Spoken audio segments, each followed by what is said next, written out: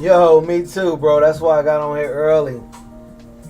And Kosi, I'm just getting it set up, man. I really gotta see something that I like for me to trade today. So I'm just setting some alarms and I'm gonna be in the background, bro. Thanks for checking in.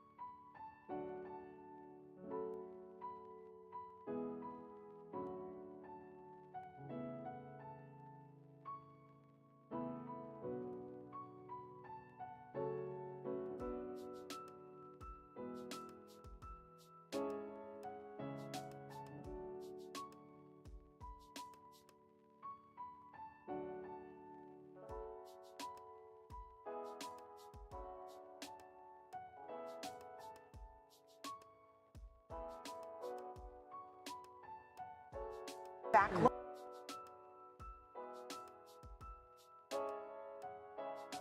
Problem, no one else. I mean, I spent a lot of time with Todd. My daughter tried to get a job there, very facetiously. She said, Dad, you think you're so darn powerful? I'm going to close my eyes, turn around, point at a building, you go get me a job. And she pointed at the Okta building. I couldn't even get past the security guard. There you go. There you go. There's something, right? Maybe the weak link in tech, Jim, might be HPQ as PC shipments drop, and so do margins on these same memory costs that we've been talking about. I know, and that was one of those where you just kept hoping. Just kept hoping that it would be good. They had a new CEO, but look, you can run, but you can't hide. That is just a terrible margin squeeze. And that kind of echoes what we got out of Best Buy yesterday, I think, yeah? Bad squeeze there, but they did have good comm stores. No, I don't want to give up on Best Buy. They got a good yield. HPQ's got a good yield, but I just feel like you got to have some growth. There's no growth there. That's been a very tough stock. It'd be always interesting, guys, to think about what an Anthropic stock would be doing were it to be a public company, which, of course, very soon that's going to be the case. No. Certainly would expect within a couple of months we're going to have that opportunity to put up an Anthropic chart. Please don't put up the Thank you, little brother, for joining us. Everybody, give it up for Jamani Brisby. There's a report they're going to pay them $45 billion for AI computing power as Anthropic continues to just look anywhere it can to secure the compute that it needs across the board. And those who are, I talked to people who are investors in Nscale. It's not a public company. Going to come public at some point as well. We don't have an S1. Seeing it as quite a positive as well, given what they're getting for what is about a third of their capacity. 6 years, 460 megawatts from Nscale, and they will have total of 1.3 gigawatts when they complete the various facilities.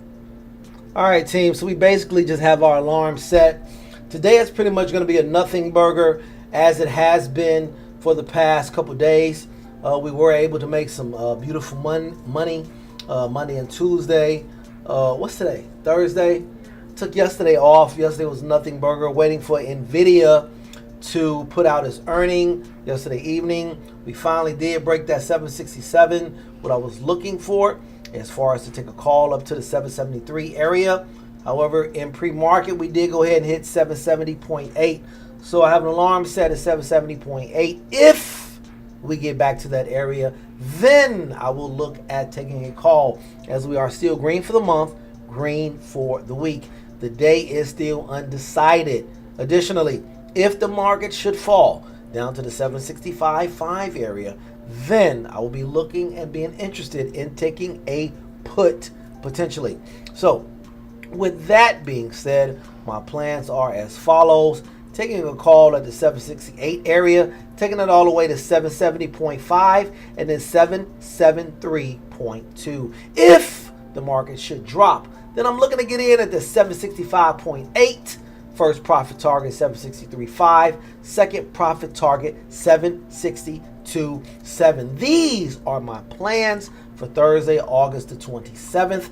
All I'm doing now is being patient, allowing the market to do what it does, so I may then do what I do. Until then, thank you all for tuning in, hitting the like button.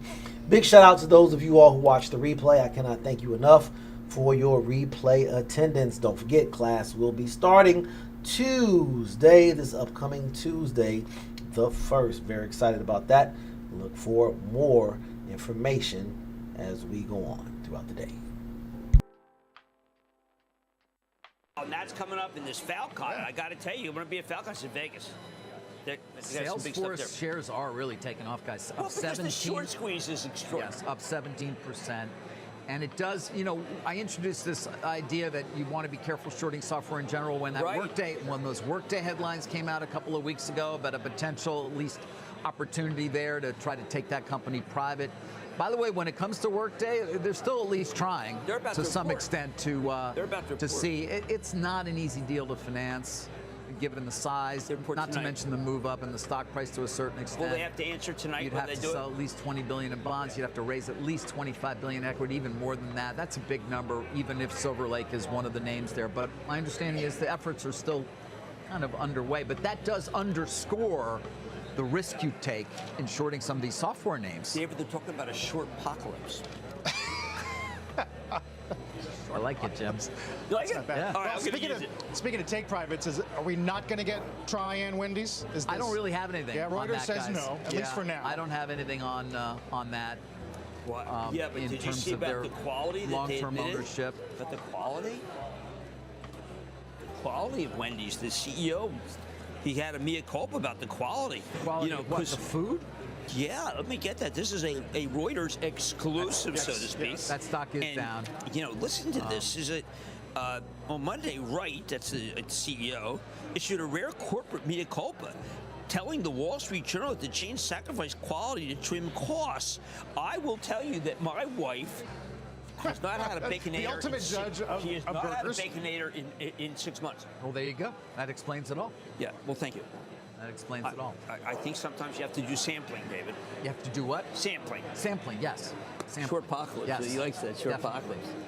Hey, use it. Maybe, well, in the discussion around restaurants, Jim, actually increasingly is focused around the president's efforts to lower the price of ground beef, which is a huge deal for some of the Well, QSRs one of the of the reasons world. why Brinker, which has been on fire, not just because my staff tends to eat at Brinker, but if you look at that one, I mean, that is directly ground beef, okay?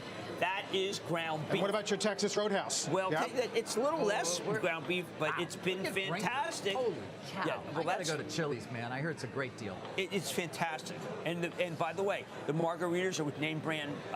It's name brand tequila. They don't just put the. Talking my language here. Did we ever figure out where the Free for me? 300,000 tons of beef was coming from? No, and Brooke Rollins will not answer the question of who our partner is on this deal. Very strange, right? That is very. I don't very like that. strange. I want to know where the beef's Yeah. coming from. What do you think? It's Soil and Green? What are you talking about? Soylent Green is It's people. It is. Yeah. No, they're not them. No, I'm talking about Tasty. I happen to like Texas people. Roadhouse. They give you the peanuts on the table, you get the cinnamon rolls. It's fantastic. It's $10.99 steak, but you got to get there by 4. $10.99 steak. But you got to get there by 4. $10.99 steak. $10.99 steak. That's impossible. No, it's not. You got to get there by 4, though. Where? Where am I Texas going? Roadhouse. Texas Roadhouse. We got one near Teterboro. I'll take it. Where did they just run it over? Is it roadkill?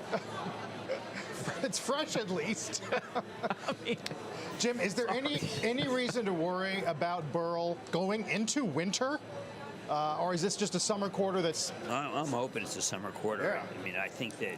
guidance for the quarter's not good? Look, although I mean, how many can Conroy at Ross stores kill everybody? I don't think so. Conroy came. Dollar bill, y'all. Dollar bills in the building. Shout out. Good morning to you, Dollar I Bill. don't think that's right, and especially because we're in an environment where Kohl's is higher.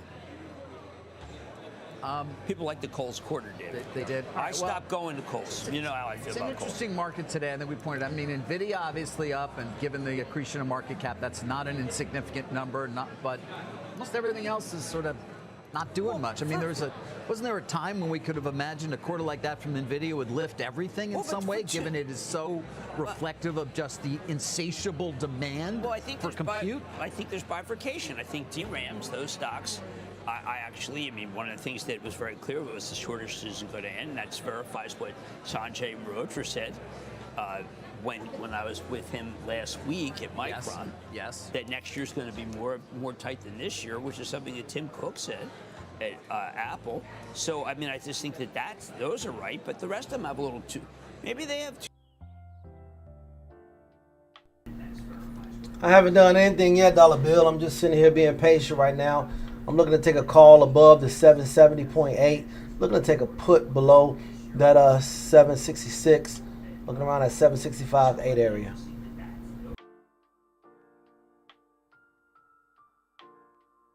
Does that's Pennsylvania? assuming that outright opponents don't win in some of these late races, yeah? I guess I got to go on Kalshi because I'm betting that they won't. Yeah. It'll be a good buy. One thing I'd mention, Jim, is Nike. Just because its divisor on the Dow is so low, the chatter has begun about do they kick it out? Do they kick it out of the Dow? Oh my! I guess it can happen. I mean, Mark Benioff yesterday was talking about how it's a new customer, which I thought was they got Benioff, so they got Salesforce and they got Palantir in there. Give it a couple, maybe give it another 3 months. Palantir and Salesforce, David, that's powerful. Palantir comes in, what do? Just say, you're going, you're going, you're going, you're going. Yeah. What is the... Palantir, well, they forward deploy all their engineers into your company. That's what they do. Forward deployed? Forward deployed engineer. Okay. I think they made All a right. work with that, yeah. As I already stated earlier, the market is absolutely choppy today. So if I don't trade today like I didn't trade yesterday, I will not be surprised at all. Will not force a trade, but rather wait for a trade to come to me. That's just how it is. Discussion, We but gotta go, David. I mean, I know All you right, can we just gotta go. ramble. Jensen's going to I know, come I'm- to CrowdStrike. but I'm known for just my confirm that rambling. Jensen's going to be a CrowdStrike. Between Nvidia and the rest of tech trying to offset broader weakness, S&P hanging on to 7,700. Claims weren't too bad, 203K, but of course the big news is all coming tomorrow with Jackson Hole. I'm going to be here tomorrow. What's that? I'm going to be here tomorrow. Oh, good. Oh, you are? I have the day off, but I don't care. Oh, that's great. It means nothing to me. Day Remember, offs, like, you spend your day offs at work. NVIDIA, family, wash. Okay? Got it. Just put in the order there. Back in a minute.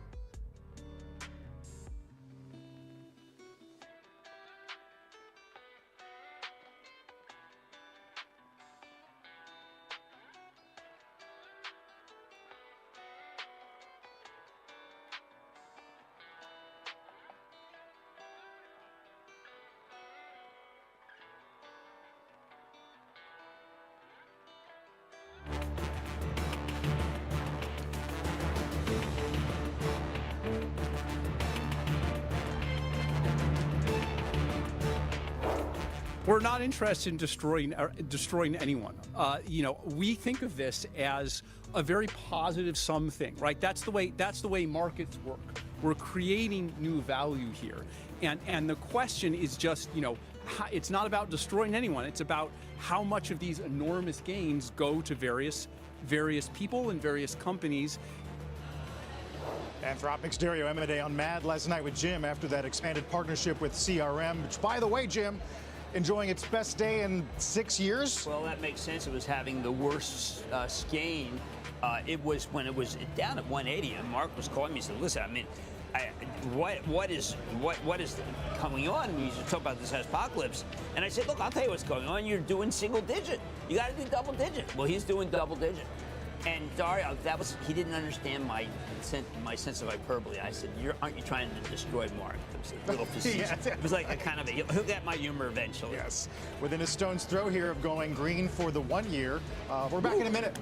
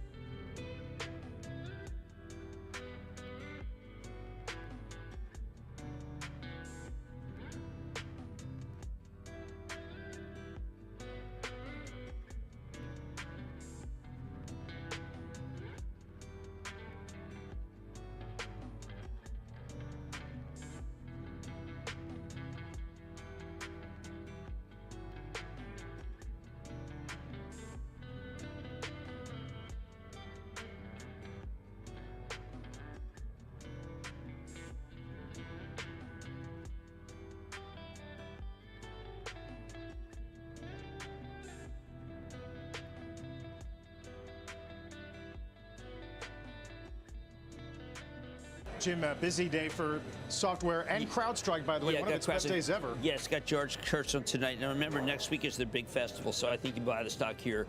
I think it takes out the high. My Challenger has done it forever. George is a real competitor. He'll be good for it. You can take it to the high. And then we'll see you tomorrow and tonight. Yes. Yes. Absolutely. Because I know where my priorities are, and they're with. It's true. Because I could be with my family. You're going to be very sad that you didn't work more. On my tombstone, what's it going to say? You should have worked harder. Should have spent worked more longer time at the hours. office. Spent more time doing nothing but working. Jim, see you in a few hours. Bad Bunny, 6 p.m. Eastern Time. We'll stay on top of NVIDIA and this blowout quarter close to opening highs here. Stay with us.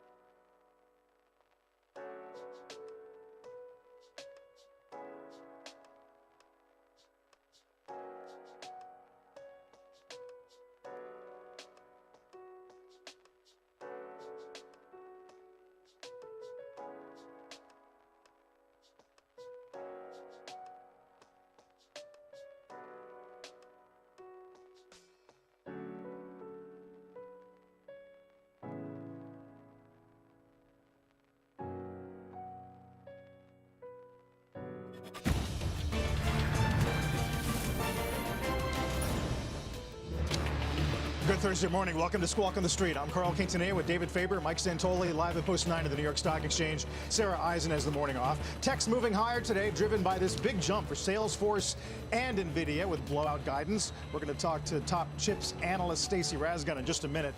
Cleveland Fed President Hammack's with us ahead of Jackson Hole tomorrow and the chairman's speech. Hammack told us back in June that rate hikes might be necessary. And we'll talk to California AG Bonta about this Meta settlement in the social media addiction case. Let's begin, though, with NVIDIA reporting a blockbuster quarter, very strong guidance. Jensen Huang telling CNBC and Jim last night there's still runway ahead for demand. Demand is super strong, and incredibly, it's accelerating. You know, obviously, we're already a very large company, but to be able to grow continuously and now to accelerate our growth is pretty extraordinary. Now, what's happening underneath, the things that are going on, number one, is that AI is now useful. It's doing productive work. And the tokens that are being generated by these AI labs are now profitable. Our next guest just raised his target to 400 from 315. It's not quite a street high, but it's pretty close. He says this quarter should remind NVIDIA investors why they own the stock. Joining us today, Bernstein senior analyst Stacey Rasgon's with us. Stacey, good to have you. Thanks for the time. Yep, good to be here. So what part of last night did you find most compelling? I mean, clearly it was the raise to next year. I mean, we had a pretty strong beat and raise in the near term. People expected that. But I mean, they're guiding 70% revenue growth for next year. For some context, I think at least the sell side estimates were up 44% off of a lower base. So just a massive raise relative to prior expectations. They also got in front of some of the other worries. People have been worried that gross margins may take a bit of a hit because of memory prices, and they got in front of that. They're guiding them, you know, from down to the low 70s versus the mid 70s. I think it's fine. You start to look at the earnings power of this company. I mean, numbers are clearly going up. Sell side numbers went up. Buy side numbers, I think, importantly went up. That maybe that's something that hasn't happened in a few quarters, but that's clearly happening today. Right. And I mean, maybe just to take what Jensen said, the idea that a company that is this large could continue to not only grow but actually accelerate off of an already strong base. I mean, it's just something that we haven't really seen before, and it really does, I think, get to the point that the demand that we're seeing here really is real. I think these things actually are being used. The question of returns, I think, is increasingly getting answered in the form that there is a return on this investment. And I was just really happy to finally see it start to really come through in the numbers. And so Yes. I was very pleased with it yesterday. Is there something that explains its recent underperformance on earnings? I mean, was there something different this time? Yeah, well, there was. Like I think, importantly, the buy side is always, you know, above the sell side. The actual investors investing in the stock, their expectations tend to be higher. And maybe you could argue for the last few quarters they've been very strong prints, but the buy side numbers, like especially into next year and beyond, didn't really go up. I think they went up and probably reasonably materially this time. So that is important. That is one difference. And like I said, there's been this big question as their next generation platform Rubin starts to ramp. What is that ramp going to look like? Are there delays? Are there not? There are clearly no delays. You know, Rubin's ramping really, really strongly. And now we're starting to see the implications of that ramp on the numbers, and like the growth is clearly like showing through here. So that is, we got some concrete evidence now, real concrete evidence that growth is happening. Yeah, I mean, Stacey, you mentioned the kind of the buy side's always higher. I think if you extrapolated what the hyperscalers told us about likely spend next year, you got to these something similar to what NVIDIA's current guidance is looking like. One change, and I'm sure you're spending a lot of your time trying to contend with this with clients, is the complexity of the story has definitely increased. You mentioned the balance sheet for NVIDIA is a massive competitive advantage, but it means it gets used a lot, right? They're doing all these component supply agreements and locking in orders there. They're obviously financing a huge percentage and making acquisitions of this ecosystem. So is that something that's going to hold back the valuation? Because you got a $400 price target. That's $10 trillion market cap. Yeah, it is. I mean, like, we'll see. I mean, I think using the balance sheet, it is a moat. And my take was it's as much of a moat as their technology and their software and their ecosystem. Nobody else can really do the things that they're doing. I mean, they've got, I think just their direct supplier agreements are close to $300 billion. And this is for things like direct to memory and wafers and that sort of thing. And so they can lock up that supply much more than any of their competitors can. And you need that supply to be able to sell the product, and so that's important. And in terms of the investments in the ecosystem, people worry about, they call it circularity, and I'm a little more sanguine about it. My view has been they're generating so much cash that, almost they don't know what to do with it. And, they're already returning a bunch, and they're buying supply, and they can't really do big M&A. And what better use of that cash versus to invest in and grow the ecosystem around their products? And I mean, you have to remember, they're not really writing checks for most of this stuff. It's more like they're lending out their credit rating in some sense. They're backstopping stuff. I think the risks around those have been pretty clearly thought out. And they've got customers that have strong demand. They don't have the credit ratings and the wherewithal to have enough of a history that the folks that need to put the supply and everything in place for them are comfortable without that backstop. I think it's fine. Yeah, better to use NVIDIA's balance sheet than Anthropic's. And like I said, they're not writing checks for this stuff per se. No, I get it. Yeah. Stacey, just for me, you mentioned capital return, or you mentioned all the cash flow, and how do you see it in terms of dividends and buybacks? Will it only go up from here? Are they going to actually allocate even more? Well, they could. They said more than 50% of free cash flow, available free cash flow. And by the way, all the supply commitments and everything, the cash that goes out for that's not available free cash flow, which is fine. But the cash flow is going to go up. So just mathematically, I think the cash return has to go up even if they don't increase the percentage. And just for some context, I think in our current model now, next year, we've got them buying back $120 billion, I think, something like that. Because if I don't, I've already still got even cash piling up on the balance sheet. If I don't model something like that, I've got it piling up even more. And so we'll see what they do. Clearly, the capacity is there. They'll make the capital allocation decision on what they want to do with it. I think they'll probably be returning a lot of cash, whether or not that percentage goes up or not. Wow. Stacey, great caller. Important day. Always appreciate it. Talk soon. You bet. Stacey Rasgon over at Bernstein, as we keep an eye on the stock, trying to maybe get past that 227, 228, some of those recent highs. All right, it's about 24 hours since we got that big news involving Meta, which of course agreed yesterday to pay up to $17 billion to settle a multi-state lawsuit alleging its platforms harmed young users. The deal includes new teen safety measures and parental controls, but there was no admission of wrongdoing. And now Meta is publicly calling on TikTok and YouTube to adopt similar protections, including time limits and restrictions on notifications, arguing teens will simply move to another app if the rules don't apply across the industry. Joining us now is California's Attorney General, Rob Bonta. His office helped, of course, lead the case. Good to have you back, AG Bonta. And obviously, want to focus here on Meta. First, I guess, just to the decision itself. You're about a week into the trial. Many thought you had a very strong case and more to come. And so why the decision? Give us a sense in the calculus that you made to settle. Sure. You're right. We were doing very well in trial. We were taking Meta to task. We were making our case. We were showing them their own words and their own studies and making our case. We had the president of Instagram on the stand, Adam Mosseri, when we finally resolved the case. And we always measure our settlement outcomes with respect to what we could have got in the litigation. And I think with our settlement outcome, we were able to exceed what we could have secured when it comes to as compared to the litigation. So we were very pleased with what we were able to secure here. The core of this case is not the financial penalties that Meta is paying. It is the business practices that they will change that will help protect the mental health of our kids. Right. Although the penalties do get companies like this attention and others as well. Why was it actually above what you'd anticipated? Because I think the states had talked about seeking as much as $200 billion. Now, that may have been a number that was not really in reality, but nonetheless, this is about 9% of that. Why is that a good outcome? Yeah, it's not about the money. It really isn't. And there was different numbers being thrown around by Meta. I think they were suggesting that, even in the $1 trillion levels, and I think they were suggesting that they were the victim here, and we were trying to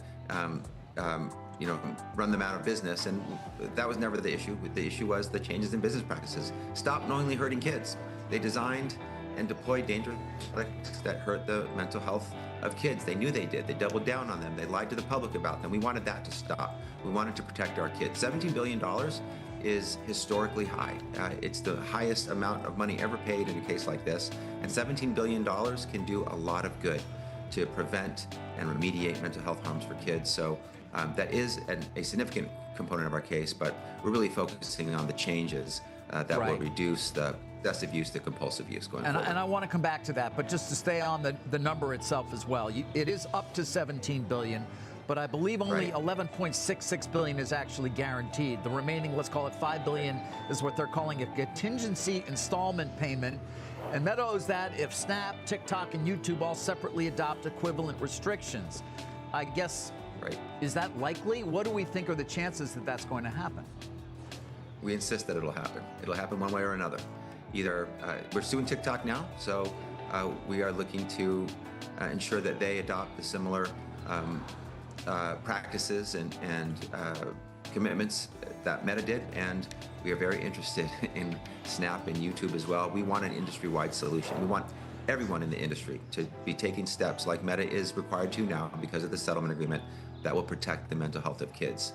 And they can do it the easy way, or we can do it another way. And we hope that they will commit. And I'm glad that Meta called out YouTube and TikTok. That is appropriate. This is something that requires an industry-wide solution, and we are active as we speak in helping deliver an industry-wide solution. Okay, what does that mean actually when you say, and again, because to your point, this is a very important component over all of it, and as we showed, Meta's already trying to put pressure on its competitors to adopt it, but what does it mean that you're active? Give me a sense as to what you're talking about. Well, one way that we're active is we're active right now in litigation with TikTok. We have lawsuits all across the country. I think TikTok is interested in speaking with us. We're interested in speaking with them. We have communications with Snap about these issues as well. And we are very interested in YouTube, and we hope that they will come to the table and commit to these changes going forward and these commitments that Meta has ensured it will carry out. But we're willing to take additional steps as well if they don't do it voluntarily. Okay. You and I have had a conversation around your opposition to behavioral remedies when it comes to antitrust regulation. This is a behavioral remedy, and I guess I wonder whether, very different case, obviously, not antitrust, but nonetheless, you are relying on them to do the right thing. What gives you the confidence both that all of these companies will adopt these behavioral remedies and that you will be able to actually make sure and ensure that, in fact, they do follow through? Sure, and it's much more than blind hope here.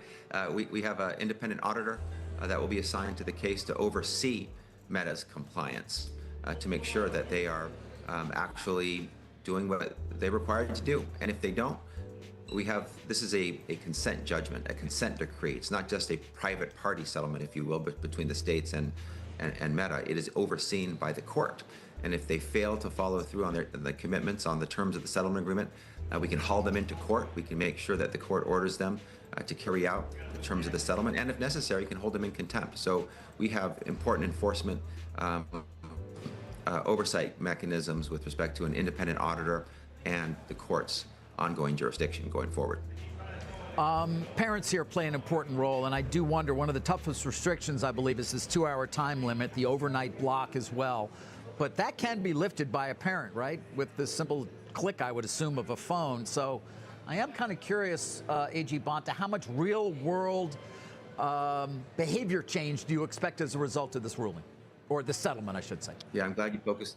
Sure, I'm glad you focused on that because we focused on that too. And Meta liked to claim that they had different protocols in place to address issues like the very extensive duration and frequency of use by kids. The defenses they pointed to were tissue paper defenses. They could be swiped away by the finger of a child. But now we have real durable, robust parental oversight where the parent has to be authorized, the parent has to be verified. It has to be the actual parent who goes in and says, okay, I, as the parent of this child, knowing what the mental health harms that my child might suffer are, agree and decide that my child can be on the platform more than 2 hours a day. So there will be real parental verification, just as there will be real age verification here. So we've really focused on making these a robust parental oversight remedy. Why did Meta admit to no liability or wrongdoing? I mean, there's this 3 years worth of litigation here where you're calling the company saying it knowingly harmed children. Why accept a resolution with no admission whatsoever? I mean, you're going to have to ask them, but I don't think anyone believes it. It's a standard term in a settlement agreement, but I think their actions, their historically unprecedentedly high payment, and all the commitments that they made to change their behavior tells you about what they think about their own liability. Yeah, although again, to come back to the number, and I know you said it's less important. It's not even equivalent to what they make in a quarter. I mean, it's just not a number that is necessarily going to, it would seem, be really punitive, many would argue, when it comes to the behavior that you allege they undertook. Well, I mean, one point I want to make is it shows that you can be wildly successful and follow the law and treat kids well. You know, take note, YouTube. Take note, TikTok and Snap. This isn't going to hurt your profits. You can be a successful company. But when you violate the law, we will hold you accountable. We will make sure there are multiple billion-dollar investments to help kids' mental health and reduce harm.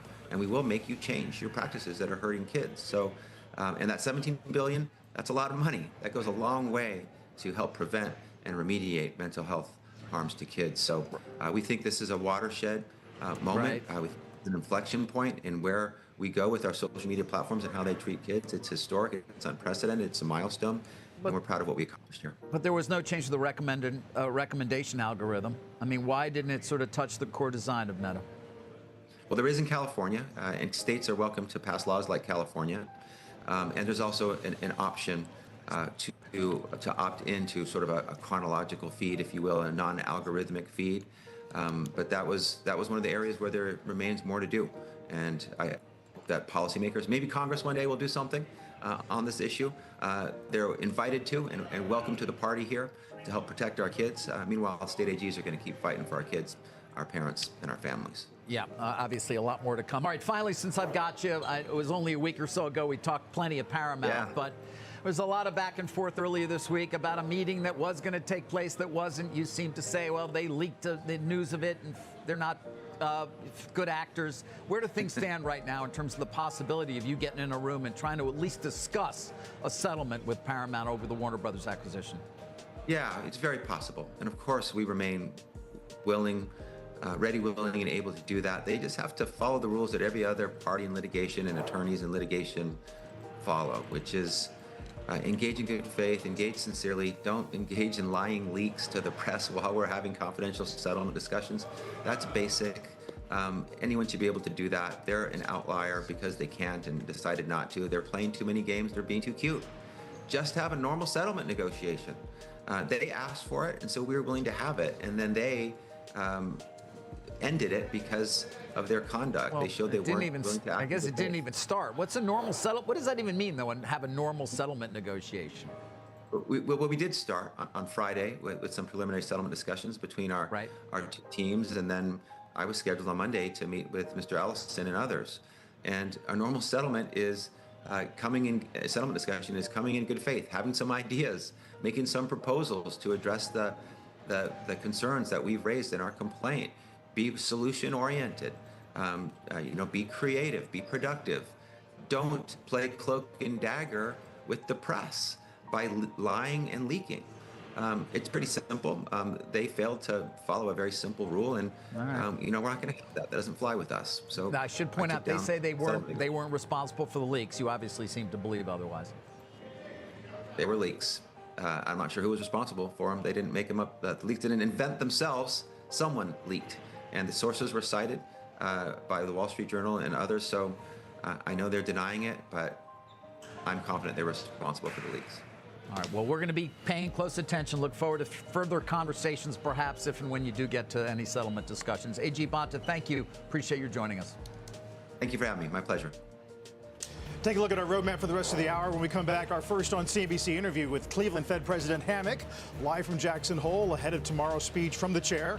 Plus, Salesforce shares jumping this morning. CEO Mark Benioff says AI disruption fears are nonsense, what he told Jim Cramer in just a moment. And the CEO of Revolution Medicines will join us after the company received FDA approval for its breakthrough pancreatic cancer treatment. Squawk on the Street, back after this break.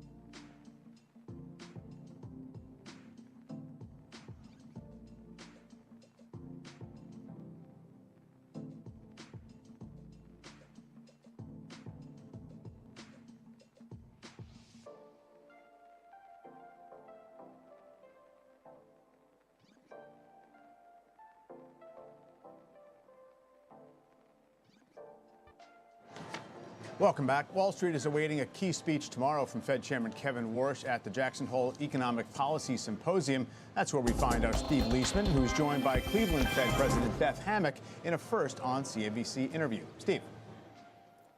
Hey, Mike, thanks. Yeah, one of the things we get to do in Jackson Hole is catch up with members of the FOMC, and I am joined now by Beth Hammack, the Cleveland Fed president. Thanks for joining us here. Thanks for having me, Steve. Pretty interesting conference coming up with the topic on technology and finance and payments, but also a lot of talk about the outlook for the economy and for the Federal Reserve. Yesterday, we got an inflation report. A little bit on the high side. I don't want to prejudge your views on it, but I'd like to hear what you thought about the inflation report yesterday. Yeah, well, as you know, Steve, we spend a lot of time in Cleveland thinking about inflation because we run the Center for Inflation Research. And I can tell you that PCE number that came in at 0.25 was exactly where our nowcast was projecting it to be. So it was right in line with what we were expecting. If you annualize that number, that gets you to about 3% inflation per year. And so what I see when I look at the numbers, and of course, we've got a lot of time before our next meeting, so I don't want to prejudge anything. But I believe now is the time to act. I believe that we've been in an inflationary situation for more than 5 years. It's been running well above our target. I don't see any restriction in policy when I look at financial conditions and when I talk to market participants in the capital markets. I'm hearing businesses are very happy to go out and borrow. They're very happy to raise capital. They're not thinking about that as providing any restraint whatsoever. And I think it's appropriate for us to put some restraint there to help bring inflation back down to target. The longer inflation stays above our objective, the harder it will be for us to bring it back down, and the more pain that individuals and businesses are going to be experiencing. Tell me what you saw when you looked into that number. There's talk about the idea that some of these things that are pushing inflation are just supply shocks, higher oil prices, tariffs working through the system, and that they will go away. Did you see something more sinister in that number yesterday? I wouldn't use that word. I mean, what I would say is that worrisome. persistent. I think what I'm seeing is more persistence in it. We have had these layered shocks, and I think one of the questions is, are they going to neatly roll off and just disappear into the background? Or are there going to be new shocks that are going to come on that are going to keep things more persistent? To me, the real problem with us missing on our inflation objective for so long is the risk that an inflationary mindset starts to set in with the public. And so the things that I'm looking for are, when I'm out talking to businesses and households, am I hearing them still believe that we have our 2% objective and that we're going to deliver on that 2% objective? If you look at inflation expectations, whether it's market-based measures or survey-based measures, it does seem like individuals are still focused that we will deliver on that 2%. But I was out in Erie, Pennsylvania not that long ago, sitting down with a roundtable of workers, and they were all saying that they're feeling a sense of despair. They're working every day, coming in, they've got good jobs, and yet they still feel like they can't make ends meet. They can't go and afford an ice cream cone on the weekend with their kids. One fellow said that he'd always gone to all of his son's football games, and this spring he couldn't do the travel football because the price of gasoline was just so high. And so when I hear things like that, to me that says maybe we're starting to get some of that inflationary mindset set in. I don't think we're there yet, but that's what I want to make sure we avoid. When you suggest that you look around the economy and say you're not restrictive, it tells me that you think you're maybe below the neutral rate. And do you have a sense of where neutral might be and how restrictive you need to get to kind of put a cap on the aggregate demand side of the equation? I think neutral is one of those things that you know it when you see it. It's more an experiential thing. Certainly my background in markets has given me more that feel for where things are. I know there are a lot of theoretical estimates. There's a wide range on the theoretical estimates of where neutral is.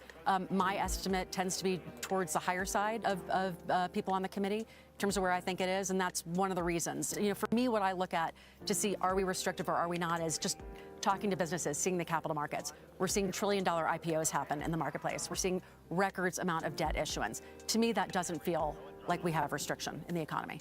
I want to change gears a little bit. The new Fed chairman is going with a different idea about communications. And doesn't want to talk about his reaction function or his views on the economy. And you sort of sit here and tell us all those things. Do you have a difference with the Fed chairman about what Fed officials should be talking about? Well, to me, the Federal Reserve is an important institution as the U.S. central bank. And to do the job that we need to do, we need to remain independent. Being independent means that we're not thinking about short-term political pressures. We're not thinking about what the flavor of the day is. We're focused on the long term and delivering on that dual mandate as set by Congress. But hand in hand with that independence comes accountability and transparency. And I feel like it's important for me as a member of the committee to talk about how I see the economy unfolding, where I think things are headed. The more information I can give to the public about how I'm going to make decisions, the better they can make decisions, and the better they can incorporate any changes that might be coming down the pike. What about this idea that if you talk less, the market will give you a better signal for where policy should be? Well, I meant the committee generally, yeah. I mean, so I spent a long time in markets, as you know, and I'll say three things. Well, you were the treasurer for Goldman Sachs, right? I mean, among other things. Jobs. Yeah. Not a small job. So I think about financial conditions, and it's one component of a broad frame of how I think about the economy. It's one measure of it. I can tell you that market participants, their primary objective is to make money for themselves and their clients, and they do that by betting on what the Fed and other policymakers will do, not what we should do. And my job as a policymaker is to react to what we should do and to implement policy that we should do. And so I see markets as a good complement, but not a substitute for us taking action. Real quick, one more question. The Treasury just announced it was going to be buying more buybacks on the long end. What is your view of that from the Federal Reserve? Is that something you have to offset in your balance sheet? The Treasury has its own set of objectives and its own goals that it's pursuing. My goals and objectives are around maximum employment and price stability, and we operate independently, as you know. And so I'm squarely focused on delivering on that dual mandate. That was an eloquent no comment. Thanks very much. You're very welcome. From Jackson Hole, Beth Hammack, the Cleveland Fed president, and we'll have a full coverage tomorrow, of course, Mike, of the big speech by new Fed Chairman Kevin Warsh, debuts here at the symposium. We absolutely will. Steve, thank you very much, and thanks to Cleveland Fed President Hammack as well. We will have that speech 10 a.m. Eastern Time tomorrow. Kevin Warsh from Jackson Hole. Coming up after the break, Salesforce CEO Mark Benioff downplaying fears of AI software disruption as his company expands its partnership with Anthropic. We'll hear from Benioff and Dario Amodei next. Later on, a lot more on the tech trade when we're joined by the CEO of $80 billion chip design firm and NVIDIA partner Synopsys, just off of earnings. Dow's up 6, VIX 14.5. We're back in a minute.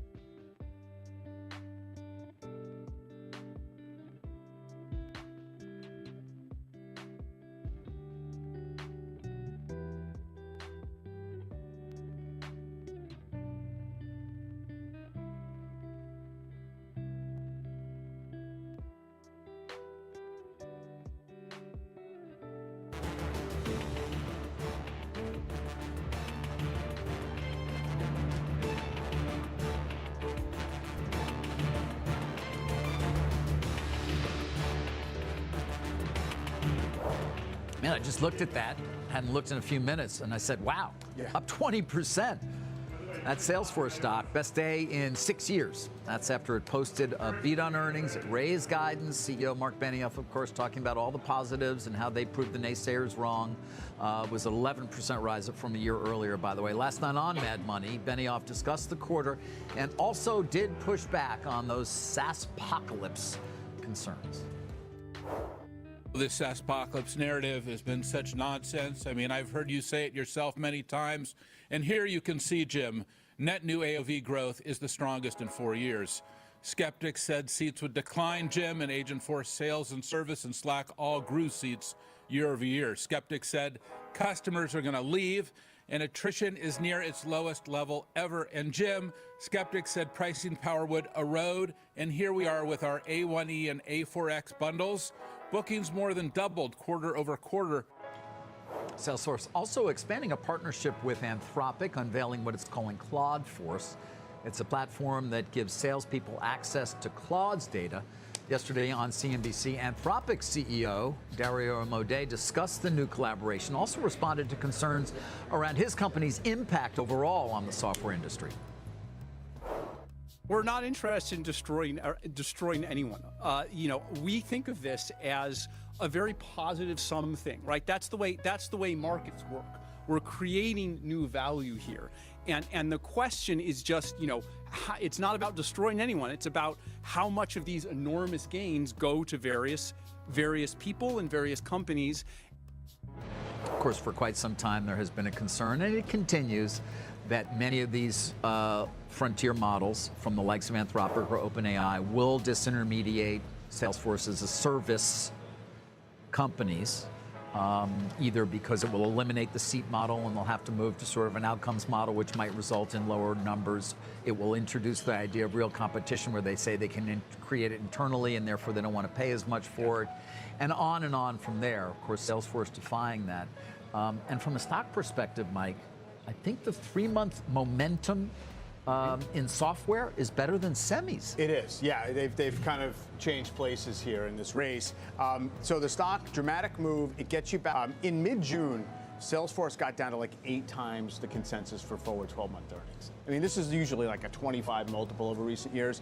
So those earnings estimates for next year are actually up a little bit over that period of time, after last night's results as well. So that just shows you a little more confidence that the earnings are going to be more persistent. You can pay a little more for them. And I also think there's this, idea that what Salesforce has been saying, which is what they do is kind of act as the interface to a huge range of workplace type tools and services. And if AI is one of those that can be incorporated and it's not going to displace what they do, that's the bright side.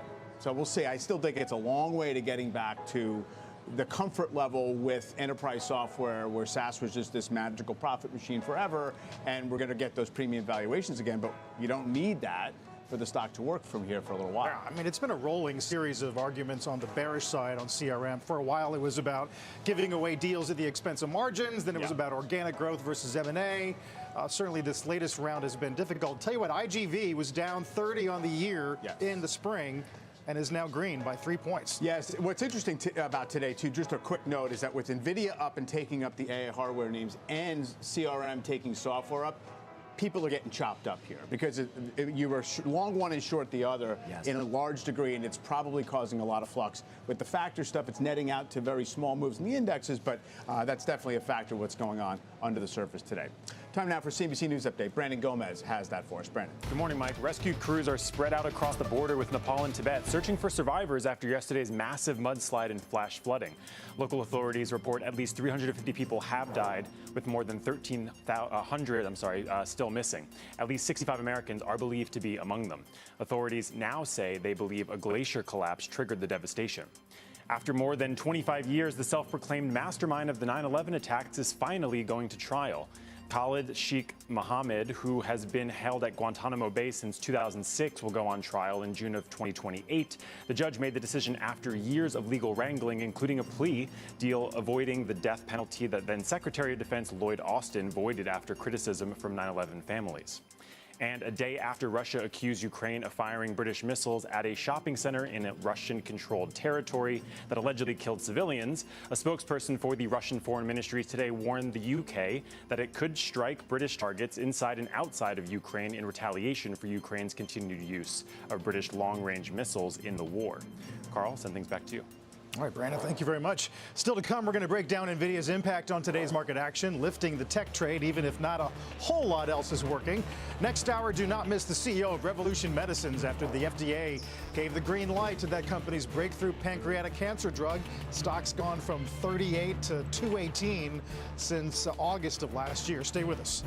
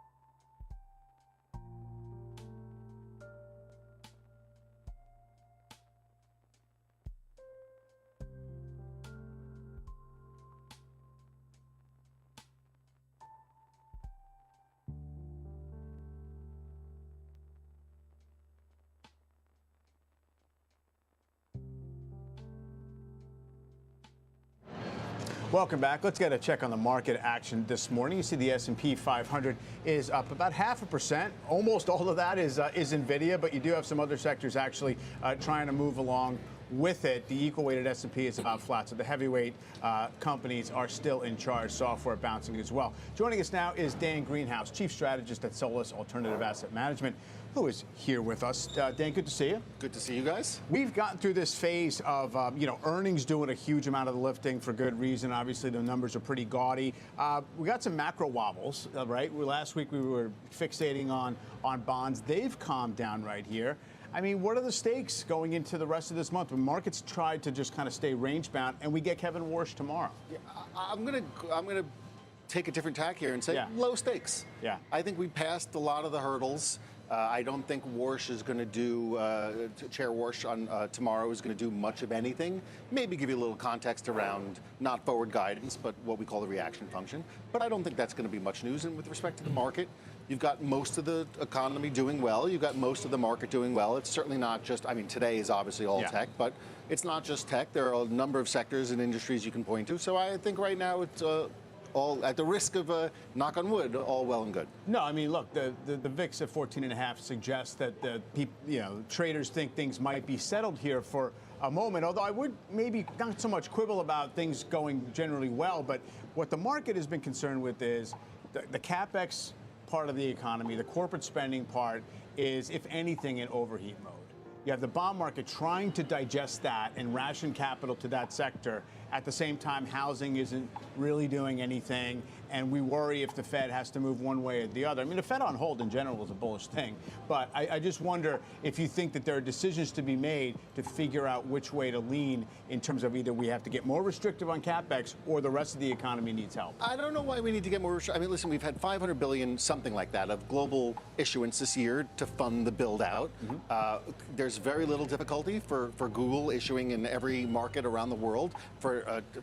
We've seen some equity issuance. So the willingness of investors to fund the build-out and the desire of companies to seek that funding is unchallenged right now, even with elevated interest rates. We know this is part of the argument against raising interest rates, that the investment is largely interest rate insensitive. Are we overbuilding? I've always said probably. Yeah. I think certainly we're pulling forward, we're over-earning, we're overbuilding. But I think the issue is investors.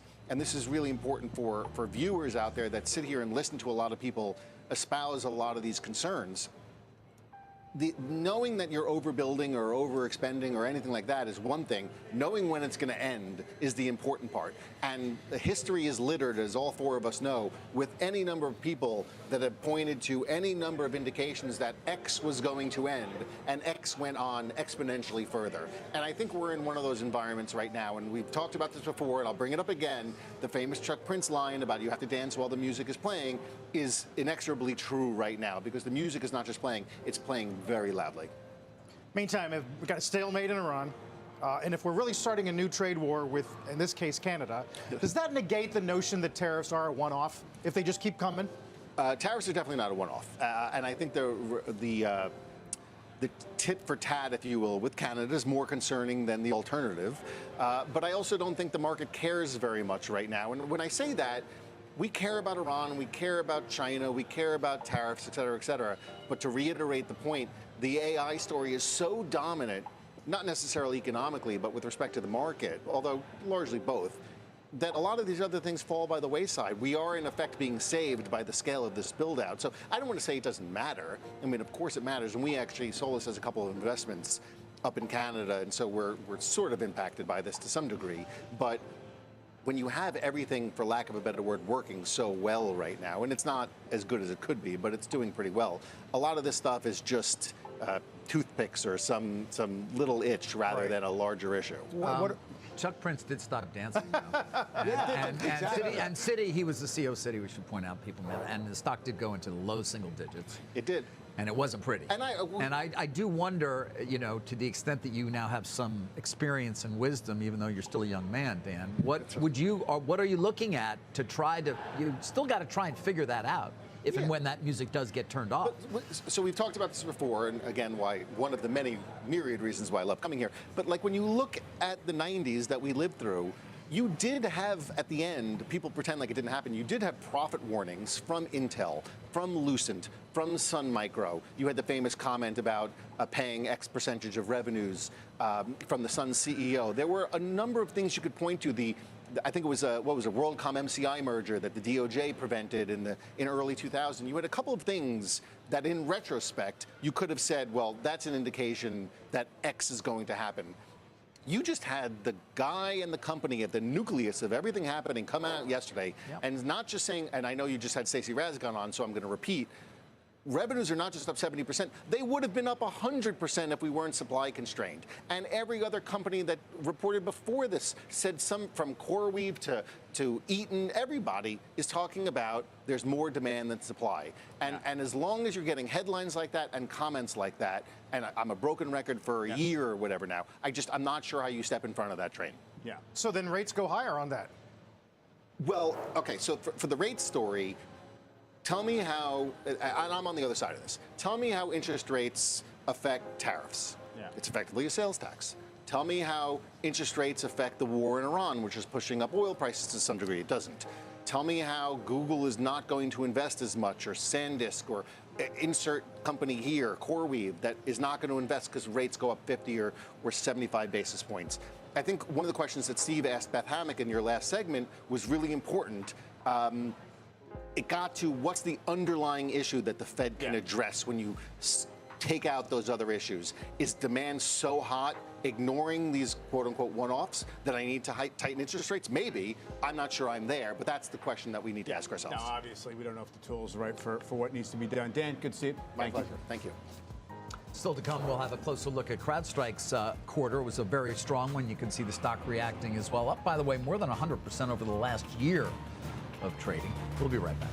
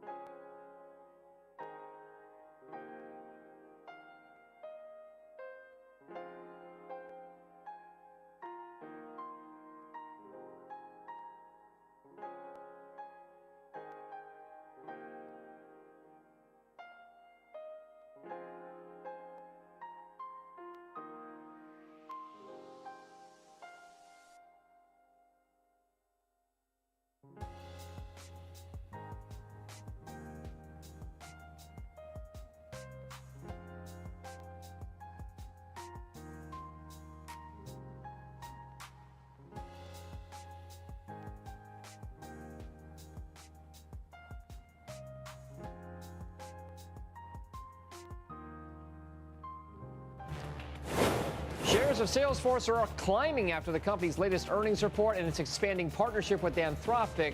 Is CEO Mark Benioff right that it's time to put fears of a SaaSpocalypse aside? We're going to hear from a trader who says this may be a good time to add some software to your portfolio. Tune into our Market Navigator segment later on today on Power Lunch at 2 p.m. Eastern Time for more on that story.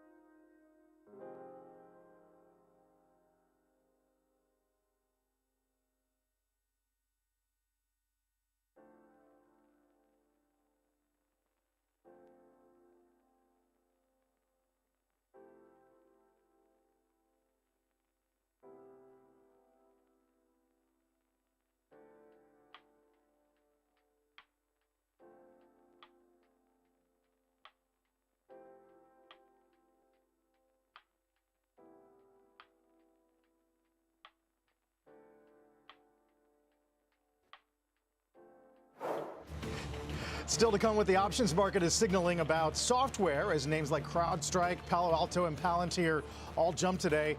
Then there's Revolution Medicines. They secured that FDA approval for that pancreatic cancer drug. We'll talk to the CEO in the next hour about the breakthrough. As the markets are in a range but close to session high, 77.18. Back in a minute.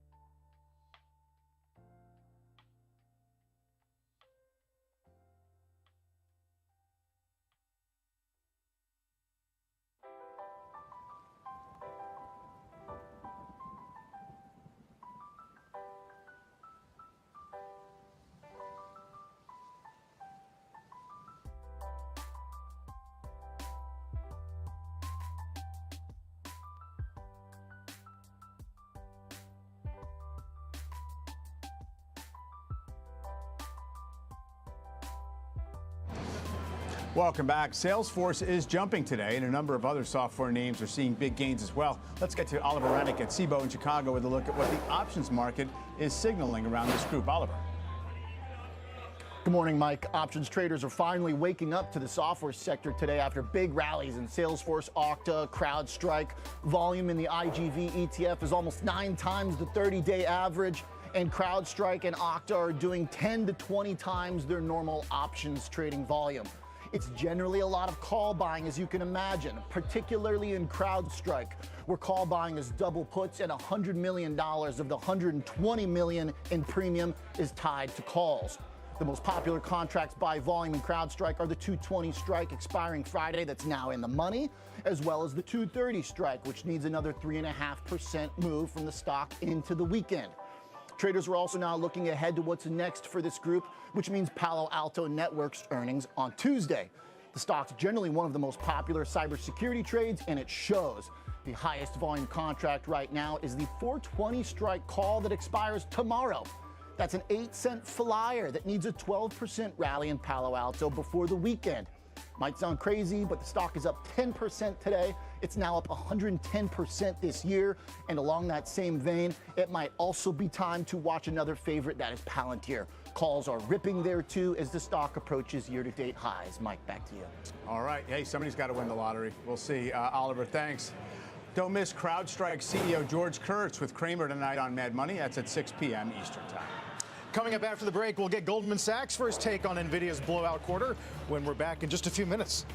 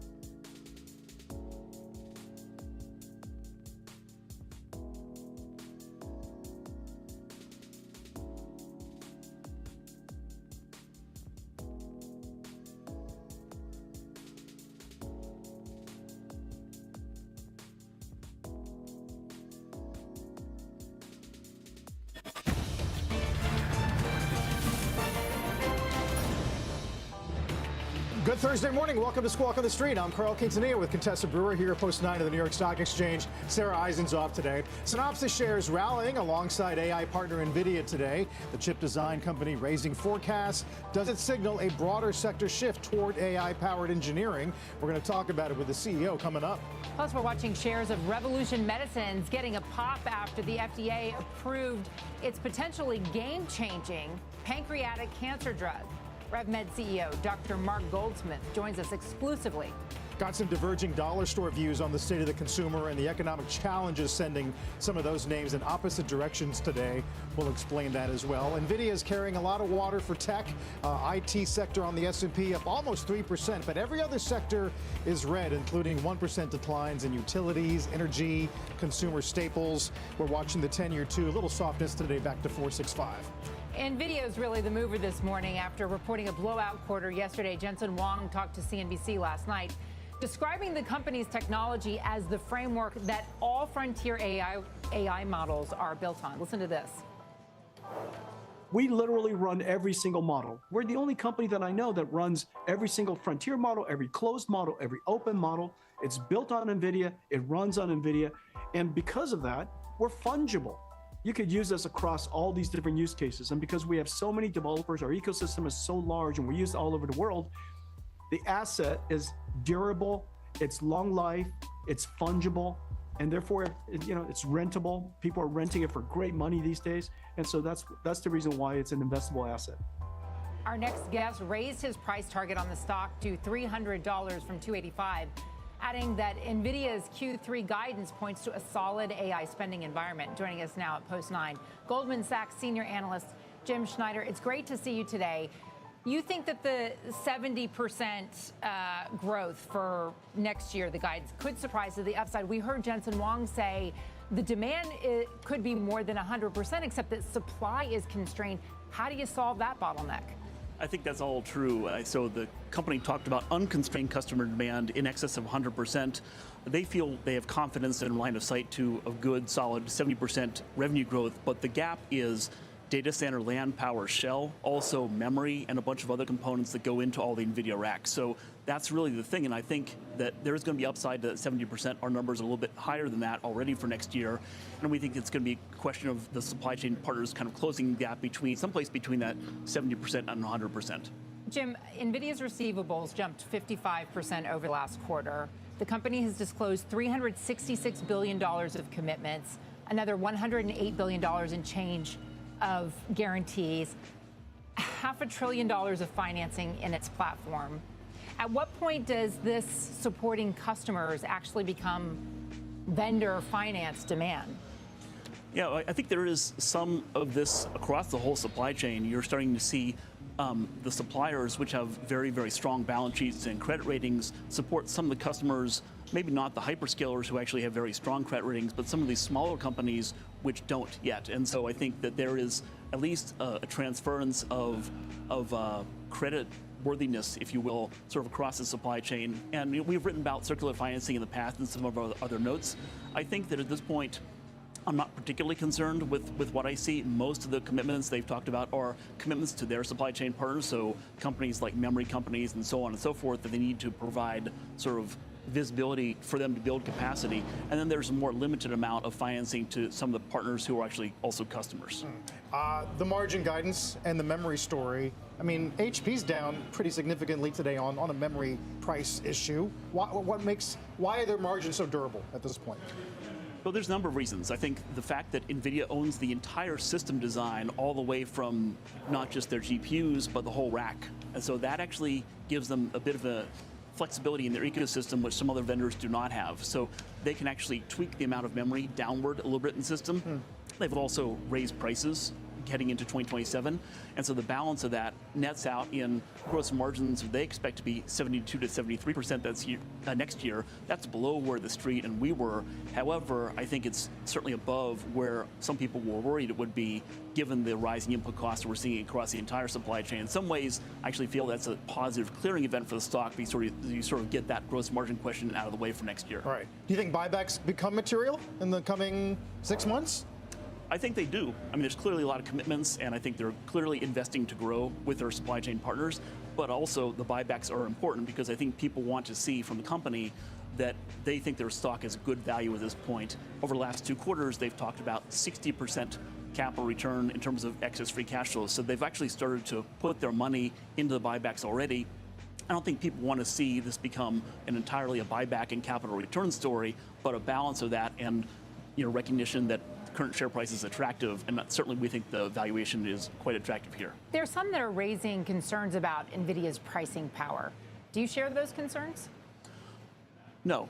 I mean, it's a company already in the mid 70% gross margin range. They raise prices someplace in the mid-teens going into next year. And I think they're willing to share sort of like some of that cost burden, across their customers, but also take some of that themselves. But certainly any company who's doing 72, 73% gross margins at this level of revenue scale, I don't think has a lot of concerns today with pricing power. Right. Vera Rubin at full production was important, I guess, right, for concerns about sort of product cadence. And how much more powerful is it than some of the prior iterations? I think it's quite powerful. I mean, the company has talked about, multiple times improvement in terms of performance over the prior product, which is Blackwell. And so you're starting to see that. Our own independent analysis, which we put out, sort of shows 60-70% at least cost downs per token for inference. That's a very, very compelling cost story when you think about in the old days of Moore's Law, we were doing 10, 12% maybe on an annual basis, doing 60-70% per year. That's an extremely powerful compounding effect if you sort of transfer that to any place else in the market. Does it alter then the conversation about depreciation schedules and accounting, all that so much of the debt relies on? I think that we've started to see, at least temporarily, some relief in terms of the market's concerns around that. You started to see rental rates among some of the neoclouds and other companies maintain pretty elevated rates even after 4 or 5 plus years of useful life. Now, some of that also reflects the fact that we're in a significant shortage in terms of compute squeeze. So that probably will normalize at some point, but the idea that these would be somehow worthless in 2 to 3 years, that doesn't seem to be in play right now. All right, well, the stock is at $225 right now. You put a $300 target on it. We wait and watch and see. Jim, thank you for joining us. Appreciate that. Thank you. For more on how the broader market is digesting these NVIDIA results, let's bring in Baird investment strategist Ross Mayfield. Talk about how it's sort of a nice mix, at least today, Ross, with the chip news and then this incredible re-rating, I guess, of the software discussion. Yeah, absolutely. I mean, it's a best of both worlds for the tech ecosystem, which for a lot of months has been, chips and cyclicals up, software down, and rarely they catch a bid on the same day. So I think it's a really powerful message to the market that software still has a place in this environment, and that in terms of the AI build out and the chip story, we're nowhere near the end of the cycle. So, I think there's still plenty of opportunity in software. I think a lot of people thought you were catching a falling knife there for a lot of these names, but cyber has obviously worked, but I think there's a lot more that can work alongside of AI. I think, we're just early in that story. Yeah, I wonder, do you think we're done with these sort of zero-sum games between the two sectors? I certainly hope so. I mean, I've been an advocate for several months that software, there were a lot of babies thrown out with the bathwater, so to speak. It'll be nice to get, NVIDIA is such the center of the universe here that when they come out with such strong results and enthusiasm and guidance, it really is the rising tide that lifts all boats. And to get the software pop on the same day, again, is about all you can hope for in terms of a macro narrative coming out of a single stock or two's earnings reports. Ross, I want to go back to the question that I had for Jim about this, the supply part of the equation being the real stumbling block to growth, and what companies could benefit by solving those bottlenecks. Yeah, absolutely. I mean, this is kind of our core thesis, is that the next winners, so to speak. Everybody wants to know what the next winner of the AI trade is. Who's the next Micron, SK Hynix? Who's the NVIDIA from 23 and 24? It's going to be the companies that can solve both the power bottleneck, which I think, personally is the most important one, and right now the memory bottleneck. And so whether that's custom silicon or a software solution that helps these ecosystems run more efficiently. On the power side, everybody has been looking, whether it's in the renewable space, whether it's a company like Bloom Energy, whether it's small modular nuclear, but everybody is throwing bets all over the wall because there's an understanding that power is the bottleneck. And if we can solve that, not only do we, help clear up some of the supply chain, but you remove some of the political issues that have been cropping up around data center build out as well. Listen, you said on CNBC earlier this month that you thought rate hold for the Fed was more in focus. Of course, we're watching Jackson Hole with Chair Warsh's speech planned for tomorrow. I'm just wondering, when you're looking at the inflation numbers coming in, PCE at 3.3%, jobs look relatively stable.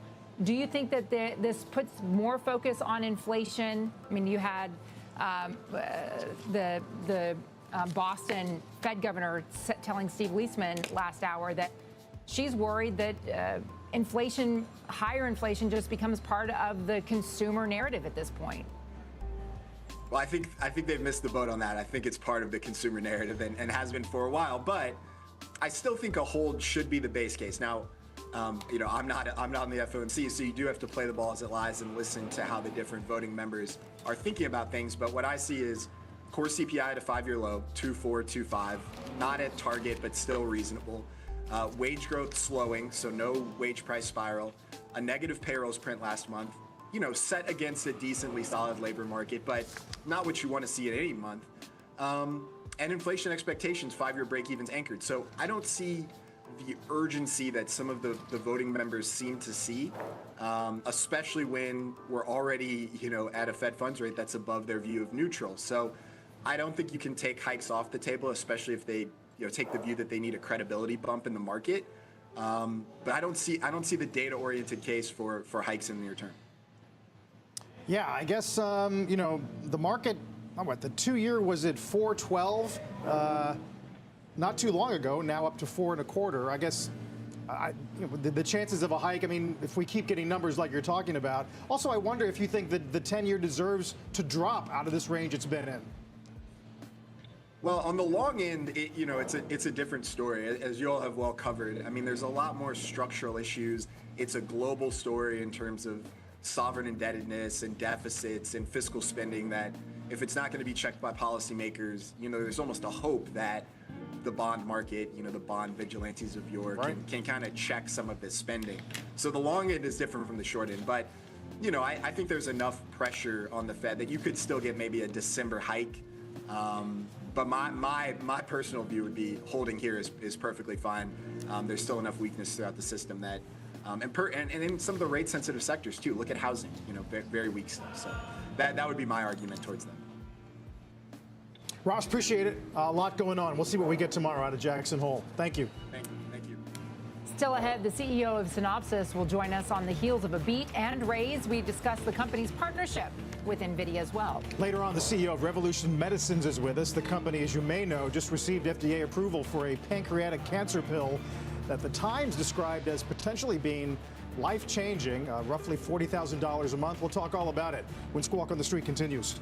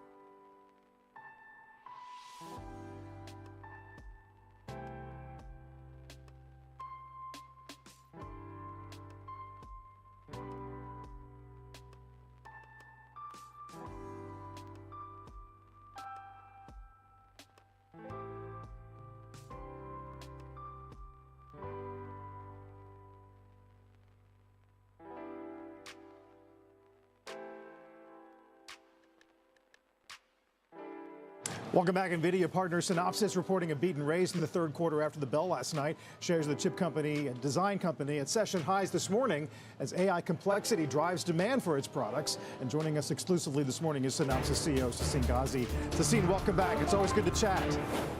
Great to be here. You guys did talk a lot about acceleration, especially in the automation, design automation business. Can you talk about the cadence and what it feels like right now? Actually, it's a great momentum we're seeing. There is more and more demand for more efficient AI silicon. As the infrastructure build-out is ramping up to support all the opportunities of the future applications of AI, it requires more efficient silicon. More efficient silicon means more complexity, and that's where Synopsys comes in, is to deliver the AI engineering for our customers. So great opportunity across the portfolio. We've talked a lot about things like OpenAI's Jalapeno, which kind of ties in with your design IP business. Can you make that easy to understand for some viewers? So almost every system company, every hyperscaler is building their own silicon. The reason they're doing it, they want a custom silicon that's efficient for their particular workload. Custom silicon means a new chip. A new chip cannot be done without Synopsys EDA, the design automation product we provide, and they require customized IP. Synopsys is the leader in interface IP. As you connect these chips together, they need to be customized for that specific chip that our customers are building. And that's how we're pivoting the IP portfolio, is to customize the IP and tie it to royalty, so we capture the upside as the customer deploys more of our IP. I'm just curious, Benchmark says that Cadence has taken some of that core EDA, that electronic design automation, from you for Intel and Samsung. Are you taking any of that share back? First of all, it's not factual. You look at the numbers, we are the leader in EDA, and we have been the leader over a decade in that category. As far as Intel goes, we're a very close partner with Intel. And Samsung, there is no way Samsung can be in the foundry business without working with Synopsys first. Then the rest of the ecosystem comes as a secondary enabler. If AI agents here, Sassine, are automating more of the chip design, do you still need the engineers in the seats? What we're seeing is a hybrid workforce where you need a human engineer to set up the direction, the spec, etc. And we're seeing great successes with agent engineers. So you do need the mix of both. And in our industry, that's a great thing, because we've always been constrained by the availability of human engineers. That's a very sophisticated skills to design these chips. So it gives the opportunity, when you have that hybrid workforce, to have our customer design more chips. And does it change the pricing if you have this hybrid flow? Yes, it's actually changing our business model, where, and we have an investor day coming up September 30th, where I'll be laying out how does this change both the opportunity to sell to a human and to an agent engineer. So it's absolutely a tailwind, because you need more consumption of our software. Sassine, of all the things that sort of characterized 26, whether that's supply-related issues or demand-related issues, which do you think are going to change the most in 27? It's continued build-out of the infrastructure. As that infrastructure build happens, there is more demand that is shifting to the inference side, or to the physical AI side. That's only going to continue on requiring more chips, more memory. And the way the industry will need to deal with it is how to re-engineer these systems so they become more efficient. And we're seeing it across the board. We're seeing it on how to deliver more power efficient, how to deliver more memory bandwidth efficiency on these chips. So I see more customization in order to deal with the limitation of manufacturing. Right. That sounds very familiar, especially given the comments we got out of NVIDIA last night. I think the market may still be wrestling with, okay, we got this huge trajectory on innovation and efficiency, and yet we're still counting on these things not to be obsolete over time so that they can be effectively financed. Can both exist? Yes, for various applications. It depends on your application. If you are a frontier lab, you're releasing models, new models every 2 months. These models require different type of compute. Now, you cannot deliver a new chip every 2 months. There is the limitation of physics and manufacturing. But that cycle of delivering a new chip in a shorter time period than historical will absolutely be the trend as we look ahead. Fascinating. You're definitely in the middle of it. Stocks enjoying a good day today, up better than 11%. Sassine, it's always good to have you. Please come back soon. Thank you. Sassine Take Ghazi care. over at Synopsys. Still ahead, Dollar Tree and Dollar General heading in opposite directions. Dollar General's up 6%, and look at Dollar Tree down almost 3%. We'll discuss what's driving the moves. Shares of Revolution Medicines jumping this week as the company's pancreatic cancer pill did receive FDA approval, and the CEO is going to join us to discuss when we're back in a minute.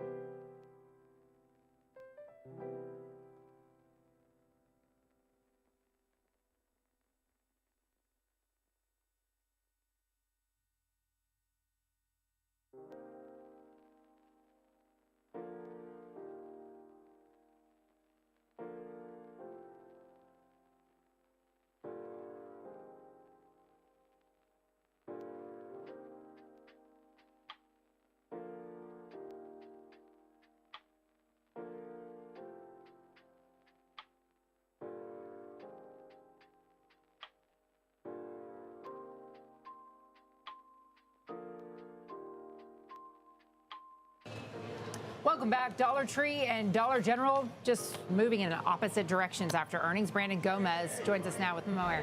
Show me the money, Brandon. Hey, good morning, Contessa. Shares level setting a little bit since early trading, but both discount retailers delivered better than expected results. But investors are clearly drawing a distinction between them. Dollar General shares moving higher after the company raised its full year comparable sales outlook. Q2 same store sales rose 3.5% ahead of expectations. Well, Dollar Tree also beat on sales with comps up 3.7%. Importantly, traffic actually turned positive after being negative for the past 3 quarters. So why the split here? Well, it all comes down to guidance. Dollar General raised full year guidance saying on the call it expects to continue demand with consumers who remain strained. Meantime, Dollar Tree maintained its annual sales outlook and gave a much weaker than expected third quarter profit forecast. Spoke with some analysts, Joe Feldman over at Telsey, pointing out that Dollar Tree's third quarter guide is actually roughly in line with street expectations when you strip off the tariff impact. Oppenheimer noting that Dollar Tree came into the quarter with, quote, very high expectation setup as well. Now, on their calls, both companies said core and low income consumers remain clearly strained. But get this, Dollar General said there's very explicit trade-in from the $100,000 a year plus household happening more frequently, while lower income is coming more often but buying less per trip. Now, Dollar Tree, meantime, repeatedly emphasized an uncertain macro environment with more cautious optimism. So look, we're not necessarily seeing one company having a bad quarter and the other company having a good one. It just comes down to confidence in the road ahead, guys. It has definitely been a mixed bag in the last few days between Abercrombie and Dick's and Walmart and some of these other dollar names. Brandon, thank you. Brandon Gomez this morning. Let's get a news update this morning with Julia Borston. Hey, Julia. Carl, the purpose of CIA Director John Ratcliffe's surprise trip to Moscow this week was reportedly to deliver a warning to Russia not to attack NATO countries. That's according to the Wall Street Journal, which reports the trip came after U.S. intelligence reports that Vladimir Putin could try to test NATO by launching a limited strike on a member country in the next few years. The man known as the Butcher of Bosnia has died. Ratko Mladic, the Bosnian Serb general sentenced to life for orchestrating a genocide in the 1995 massacre of at least 8,000 Bosnian Muslims, passed away today at The Hague. At sentencing in 2017, the judge said Mladic's crimes ranked, quote, among the most heinous known to humankind. And European soccer's governing body, UEFA, is preparing a criminal complaint in Swiss court against FIFA president Gianni Infantino over possible financial mismanagement in Infantino's failed bid to sell off parts of the World Cup to private investors. UEFA says it's requesting discovery of potential evidence from Thrive Capital, founded by Josh Kushner, which was going to spearhead the initiative. Back over to you. Julia, thanks. Julia Borston this morning. Still ahead, the CEO of Revolution Medicines will join us after the company received that FDA approval for its pancreatic cancer pill. Plus, Google is quietly targeting Microsoft and Anthropic with a new AI agent pricing. The story's coming up. We'll be right back.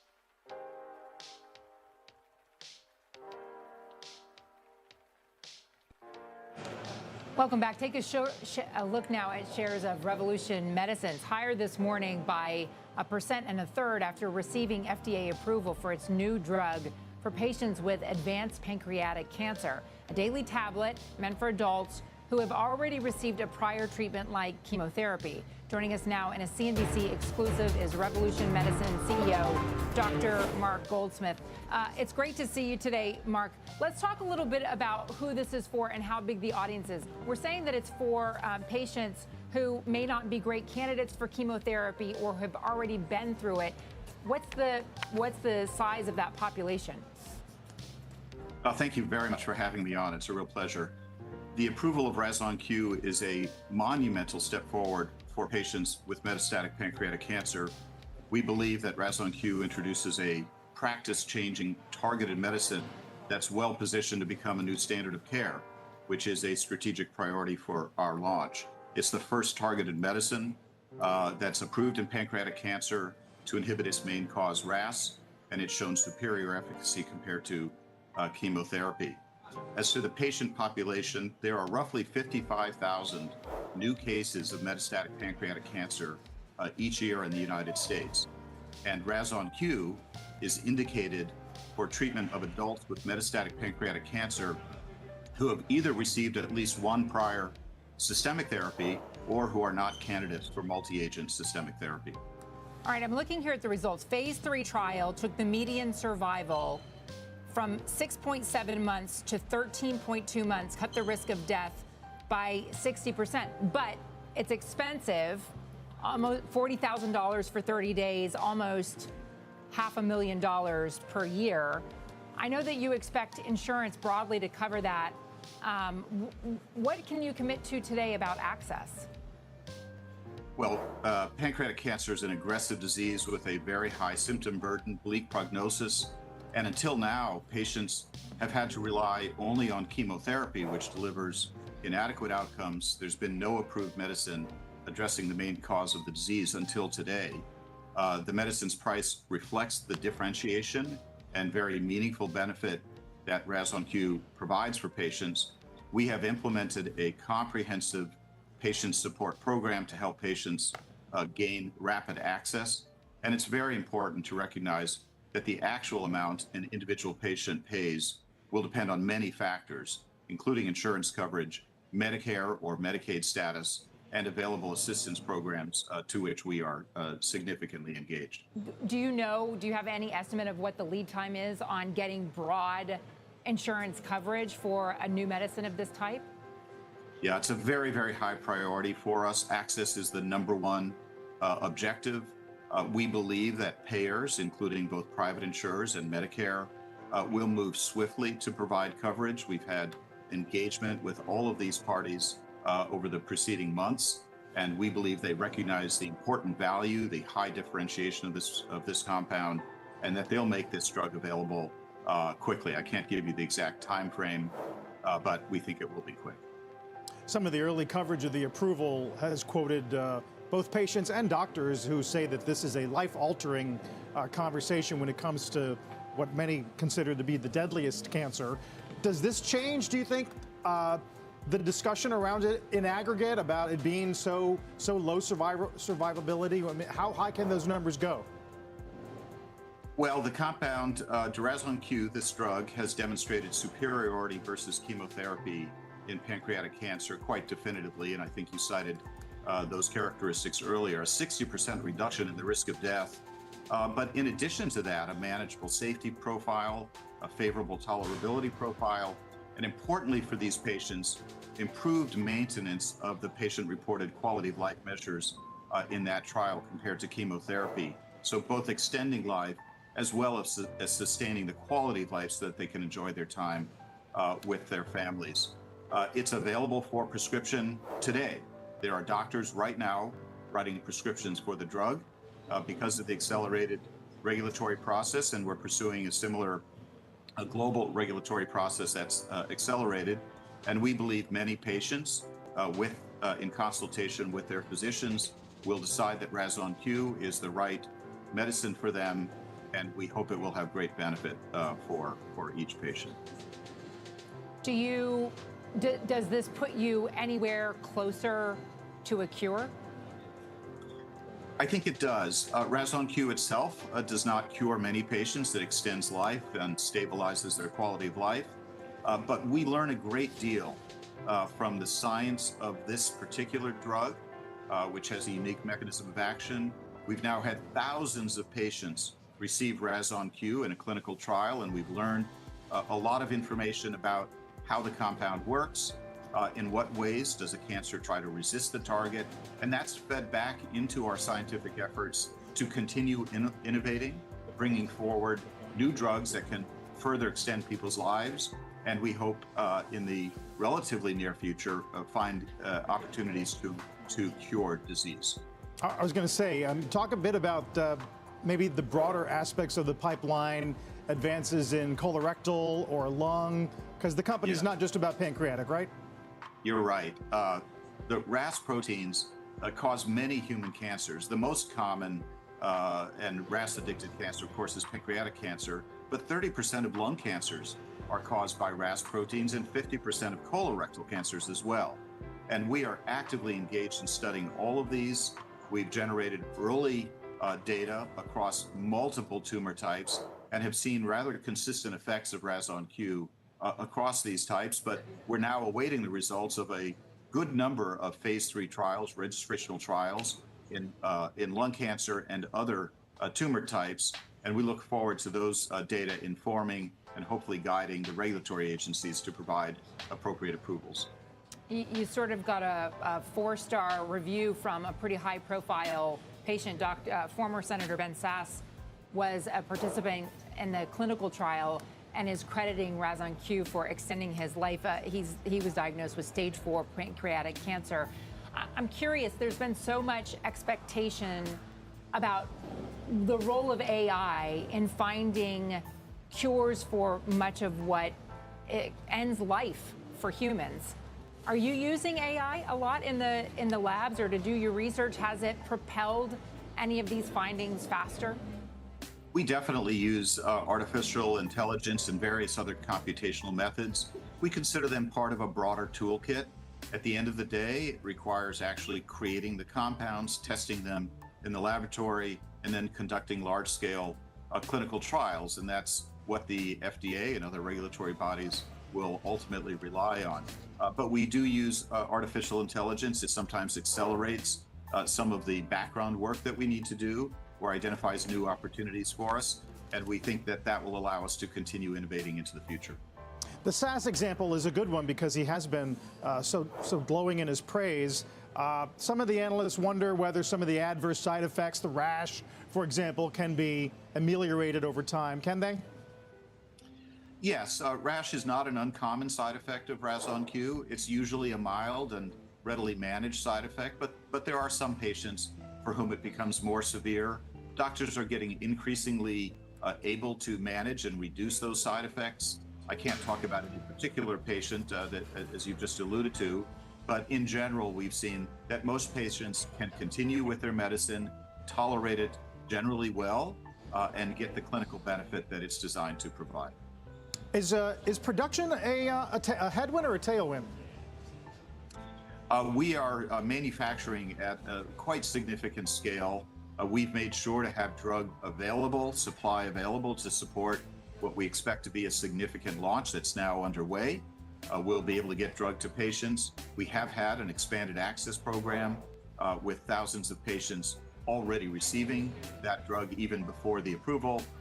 And we're well positioned to be able to support patients both through supply, through patients' assistance mechanisms, and through close contact with physicians. Dr. Mark Goldsmith, it's great of you to join us and talk a little bit about Razon-Q and the future possibility, giving hope to so many people. Thank you. Thank you. When we come back this morning, former Minneapolis Fed President Gary Stearns with us. We'll get his reaction to Beth Hammack's comment this morning that it might be time for the Fed to act in the way of a hike when we're back in a minute.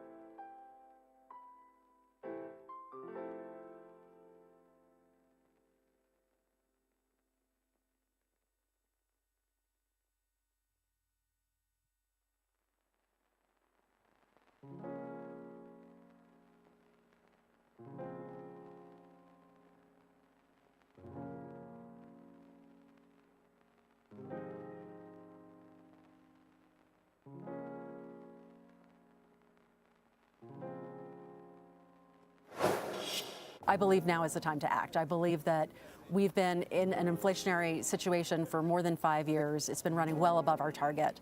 I don't see any restriction in policy when I look at financial conditions and when I talk to market participants in the capital markets. I'm hearing businesses are very happy to go out and borrow. They're very happy to raise capital. They're not thinking about that as providing any restraint whatsoever. That was Cleveland Fed President Beth Hammack earlier today saying, quote, now is the time to act when it comes to hiking rates, with Chairman Warsh set to speak tomorrow in Jackson Hole. Let's get a read on what to expect with former Minneapolis Fed President Gary Stern, who joins us remotely today. Gary, welcome back. Good to have you. Thank you. Good morning.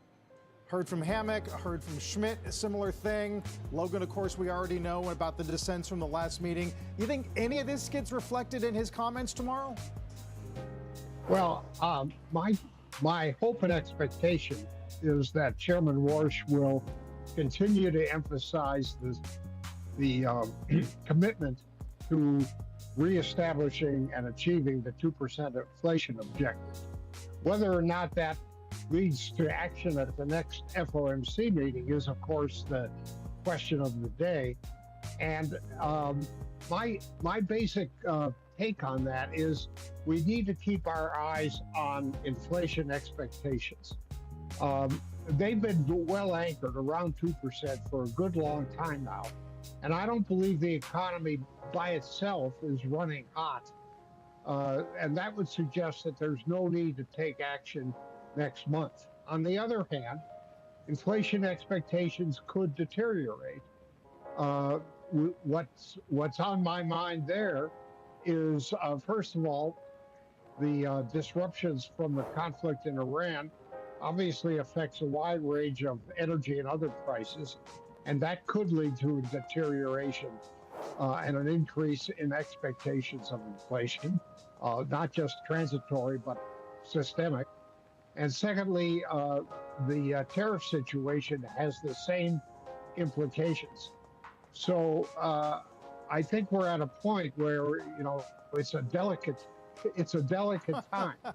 And some of the people in the bond market that I speak with clearly are voicing some concerns to me about inflation prospects, and that the things we are talking about stemming from tariffs in Iran and other things might get built in. Right. So that's the challenge that policymakers face today, in my opinion. So when you look at things like TIPS or a 5-year forward or a 10-year forward, has there been any kind of degradation that would raise an eyebrow for you? Not to an extent that I think action needs to be taken immediately. But the other side of this particular coin is you could improve the situation without Fed action by, for example, removing tariffs, by being more disciplined about deportations so that the supply of labor doesn't diminish unnecessarily. And those kinds of things would clearly change the dynamic, in my opinion. Now, I'm not forecasting they're going to happen. I don't think there's any indication that they are. But nevertheless, if you really want to diminish inflationary pressures, improve the supply side of the economy, and help the economy move forward and standards of living increase, those tools are available. Gary, if you have PCE at 3.3%, claims at 230,000, what's the metric that would get you from watching to a hike? Well, I've already talked a lot about inflation expectations, and I think there, while it's not possible to observe them directly, I think the bond market is the place to start, at least. Analyze what's going on there. Now, we have seen, as you know, a run up in intermediate and longer term rates. It's not precipitous, but it has moved up appreciably. And as I indicated a moment or two ago, I know some of the people that are participants in the bond market are getting more concerned. So I think it's a very close call. If we see more activity in the more pricing in the bond market along the lines that we've seen recently, that would tip me over. And whether it would tip me over in September or in a subsequent meeting later this year, that remains to be seen. But that's what I would keep an eye on. Oh, that's interesting, Gary. Really good to get your take on it. Of course, it's going to make listening tomorrow even more important. Talk soon. Yes. Thank you, Gary Okay, Stern. thank you. And by the way, don't miss our coverage of the Fed Chairman's speech at Jackson Hole tomorrow. All begins around 10 a.m. Eastern Time. Still ahead, we have the AI agent price fight heating up with Google taking aim at Microsoft and Anthropic. Bringing the details right after a break.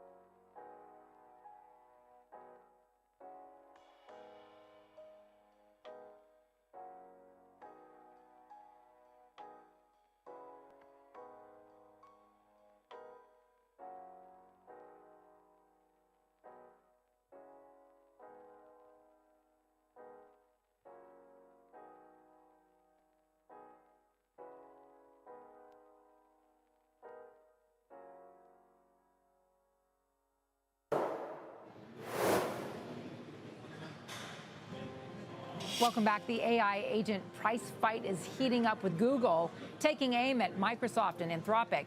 Mackenzie Sagalos has those details for us. Hi, Mac. Hey, good morning, Contessa.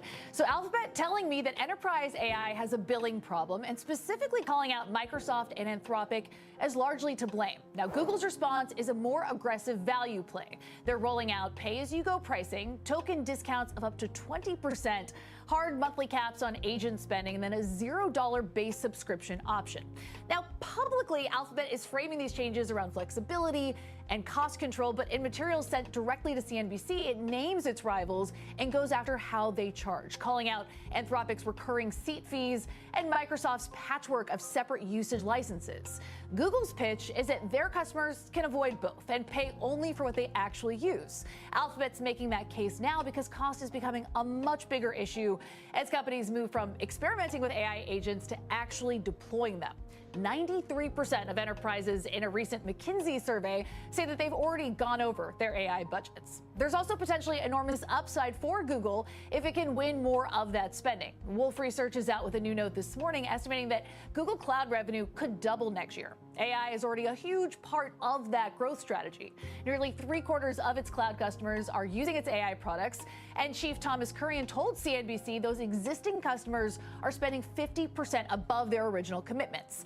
That makes its cloud segment even more important while Google's core AI effort keeps stumbling. Model delays, a talent exodus, and yet more reshuffling inside of DeepMind just yesterday. Guys? Okay, so this is really interesting. If you've got that many companies that are saying, yeah, we're going way over our AI budget, and these pricing models, if you're paying per seat, you know what you're going to pay, but isn't there a point where they're actually they're paying based on how much they're using it, and how are you supposed to know that in advance? Exactly. And that's part of why you've seen some of these enterprises come up with internal, not leaderboards, but at least a dashboard to keep track of what that per employee use is. And so you have the per seat pricing. And then once you eclipse that cap, you kind of have to pay a surcharge almost above that. But when you look at adoption, right? Google can compete on price because it just isn't there when you compare it to an Anthropic or an OpenAI. Ramp has an AI index where they compare what the market share of U.S. businesses is. Anthropic is at the top, 44%. OpenAI, 40%. Google's below 10%. And so they print money in their ad business, which means that they can subsidize a lot of these AI tools to try to ensnare people into their ecosystem. A player like OpenAI is neck and neck with Anthropic with enterprise U.S. adoption. They're also slashing prices to the tune of 80% on one of their latest models, but they don't have the balance sheet to support that kind of cost structure. Yeah, definitely some lost leaders in this category. It kind of reminds me of when you lease a car, you pay for a certain number of miles per year. If you exceed it, you end up having to pay that surcharge you mentioned. I am thinking, budgets are getting written now for 27 as we move into the back half of Q3 and into Q4. I imagine we're going to see other kinds of pricing structures get announced. It's such a good point. I was just speaking with my colleague about exactly that, the 2027 budget decisions that are being made right now. And you think about a year ago at this time, it was just before Google came out with Gemini 3, which was a real step change for them. They were at the top of every single leaderboard and these benchmarks that track the performance of these models. And so you saw them charging a higher price. They now are the discount play because they're behind. They don't even have 3.5 Pro. We are months out from getting Gemini 4, which was already supposed to come out in June. And so they're fighting on the cost efficiency front. Yeah. And then with Anthropic, the one thing I will say is Claude Force yesterday, a great example of how if they can't compete on cost, they can certainly try to integrate. All right. Mac, it's getting spicy. Thanks so much, Mackenzie Sagalos. We'll see you tomorrow for Jackson Hole. It's going to be a big one. Let's get to the judge. All right, guys, thanks so much. Welcome to the Halftime Report. I'm Scott Wapner, front and center this hour. NVIDIA's mega moment. The stock is surging post-earnings. You all know that. We'll discuss and debate now what it means for the AI trade and the markets. Joining me for the hour, Josh Brown, Malcolm Etheridge, Jason Snipe, and Brian Belsky. We're green across the board. Sort of figured that would be the case, but there are some interesting market moves that we're going to get to. As much for things that aren't moving on the back of what NVIDIA delivered. So the number that jumps out to everybody is the 70% guide for revenue growth in 2028. The street was at 44. Why? Because it's kind of hard to see out to 2028, but NVIDIA is attempting to do that. It usually never goes out that far for obvious reasons, right? It's a tricky proposition to try and do. The suggestion is that it would have been even higher if not for supply constraints. Gross margins were in line. That was a question too. Our question is not so much about the print. Everybody knows it was amazing. But what does it mean now for the stock? Down 8 of 9 days going in. It's having a nice move now.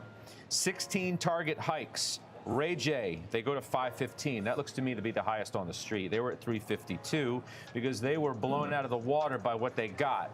Strong buy, they say $1 trillion in sales by 29 seems possible. So everybody owns it. Josh, we'll start with you. What do you make of what we got and what the stock's doing now? Okay, so a couple things jumped out at me. We'll start with what you just said, which I think was really interesting. Jensen said they have never forecasted out a year in advance, but they have more visibility now. Why do they all of a sudden have more visibility? It's an installed base that is so gigantic relative to what we were talking about 2 to 3 years ago. We know not only what, the amount of data centers all over the world that are starting out with NVIDIA GPUs, but what the replacement cycle will look like as NVIDIA upgrades, which they're doing on a ridiculously rapid cycle. And these chips don't last forever, especially if you're using them for training, burn out really fast. The amount of inference that's happening, it's not like, all right, we built the data center, we bought 200 Blackwells, we're good for forever. We think maybe you're good for 3 years, 4 years. So that's where that visibility is coming from. I thought it was key. Two other words that are the most important words out of all of the remarks that I heard. One of them is visibility, but the other one is fungibility. And this is really critical.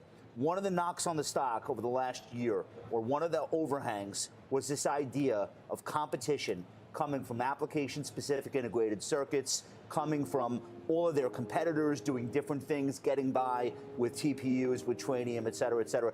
They announced a massive deal with Amazon, making it very clear that the GPU will always be central to that particular hyperscaler. And they talked about the non-hyperscaler revenue, the ACIE. Every model, every region runs on NVIDIA. They can do compute rent, they can do sovereign clouds, they can do the AI labs, the Neo clouds. The fungibility of NVIDIA compute, the platform itself, is the primary thing here. And I thought that was a really interesting thing for Colette to focus on, and then for Jensen to double down on during the Q&A. Malcolm, your take on what you think this now means for the stock itself. Yeah, one of the things I was looking for, I told you yesterday when I was on Closing Bell that I was looking for was proof that NVIDIA has figured out a way to become less reliant on Meta and Microsoft, its two biggest customers by a long shot. And Josh mentioned for a second the non-hyperscale revenue. I think that was an important point because they just started breaking that out as a separate metric 3 earnings periods ago, and they already have shown that they've taken that number down from 59% to 55%, which doesn't sound material until you consider this is a $5 trillion company, so every 1% move matters. And so I think it says something to the street that we have figured out a way to sell our chips to whoever is available to buy them. Not only that, they've also been investing for years now in growing their next customer to come and unseat those hyperscalers, and I think we're seeing that that's finally starting to pay off. I feel like when we had this conversation yesterday that you had a reasonable amount of skepticism in your voice and in your head in terms of believing that they could accomplish what you think they may have actually accomplished last night. Is that fair? It's fair, except it's not that I didn't think they could accomplish it. I didn't think they would accomplish it this fast. So them being able to decouple themselves from those two core customers goes a very long way. There's another piece that I've been tracking from NVIDIA since before I was even a shareholder, which is the level of their receivables versus their inventory. And over the last 4 quarters, that number started to shift from that 2-to-1 ratio that it was that has been dominant in this streak they've been on for the last 3 years that made me really like their standing. It started to disappear. This last period, they just reported numbers that show that it's back. So we're talking about something like $63 billion in receivables versus $31 billion in inventory. So once again, this company is all sold out for the next 12 months. That again gives me more confidence in the company's ability to deliver and not be so reliant on just 2 companies. Okay, so let's leave that chart up. Put that guy back up before me, please. So, Snipes, do you think this is now finally that moment where we see a considerable stair step up like we have in prior instances on that chart after going sideways here for a bit to give this stock that next meaningful leg higher? I do, and it's a lot of what Malcolm and Josh just mentioned. They have strategically widened the tent, right? So if we think about the hyperscalers, which are the most profitable companies in the world, that business grew 13% sequentially, 102% year over year. But if you think about NeoCloud, Sovereign, Enterprise, those companies grew 25% and 138% respectively. They're growing twice as fast. I know it's a much smaller segment, but when you widen the tent in the manner in which they are, this is the opportunity. This is where all the chickens come to roost. And this is the opportunity and inflection point, I think, for NVIDIA. So I like what's happening here. I also think about what's going on with private equity, the $500 billion investment that obviously Jensen architected, which makes semiconductors an investable asset, right?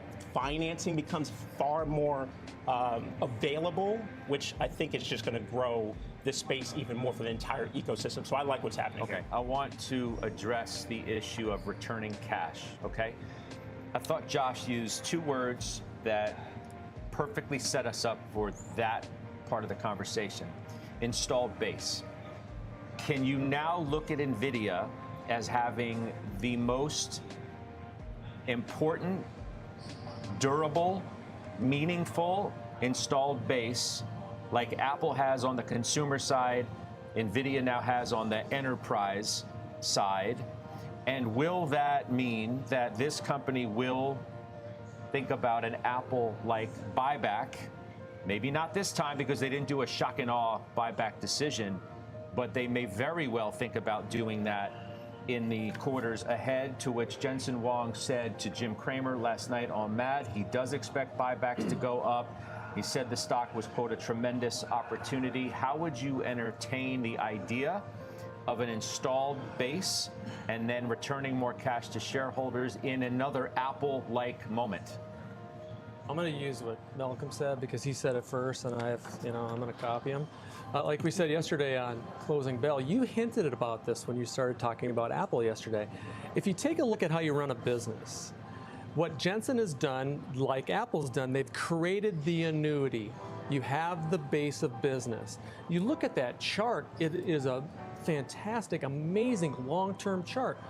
Josh is a better chartist than I am. You talk about the stair-step pattern of the price increases, number one. Number two, I talked about it yesterday, consistency. I'll add that from the visibility and fungibility. The consistency of this company is amazing. Now they've created the base, and if you saw the way the stock was trading right after the earnings came out, down, right? We'll sell the news. And then all of a sudden he started to talk, and he re-examined and re-put forward his consistency, not only from a deliverable of the product, from the earnings, from the gross margins, but now, Scott, he has already told you that they're going to be a consistent buyer of their shares. For us, a long-term shareholder and a long-term investor, we really like that. It's not like Apple is the only maker of mobile devices. They have just assembled an installed base that I think is inarguably the most powerful installed base in the history of consumer products ever. It's not to say that others aren't trying to compete with NVIDIA, but until somebody comes up with something better, which doesn't seem like that's likely to happen in the very near future, to say the least, then doesn't it have the same installed base effect that Apple has on its customer base that NVIDIA will have on its? So I made this argument 10 years ago, before there was consumer AI or large language models, because we were talking about NVIDIA in machine learning at that time. And I've been saying the entire time the secret here is CUDA. And CUDA has been around almost as long as they've been selling GPUs to the video game industry. CUDA far predates AI, but CUDA is the thing that every professional in the field has standardized on. This is what they've learned. This is what they've been certified with and trained with. And that software platform is the reason why NVIDIA is the default option for all of this build out. What makes this real, for me, what makes this really notable, they did $26 billion in buybacks and dividends in Q2, which sounds like a lot. It would be for any other company we could talk about. But they have an authorized $99 billion buyback in place already. At any point they want, that could go to $200 billion. It's just authorized. Doesn't mean they have to do it. Yep. Here's what that does if you're long the stock as a shareholder, whether you're institution or what. When you see this thing, inevitably people get bored with it and it trades back down to 211, 212. Yeah, there are people selling the stock, maybe smart people. NVIDIA is buying it from you. And they're buying it from you at a below market multiple at those prices. So feel free. You think there's something better you can buy? You think there's another company who can give you 70% revenue growth through 2028, give you that level of visibility and you actually believe it? Go ahead, buy the stock. I don't know of any other. Who else can tell you, here's our forecast. We think it's locked in already with the sales contracts we have. It's 70% plus. We're still ahead of everybody in the game. And by the way, if you don't believe us, no problem. We'll take that stock off your hands. Apple did that for 12 years. Yep. Multiple rows from 12 times earnings, 10 times X cash, all the way up to wherever it is today, 35 times earnings. Apple steadily was able to buy stock and justify it because they thought it was the best place to put cash.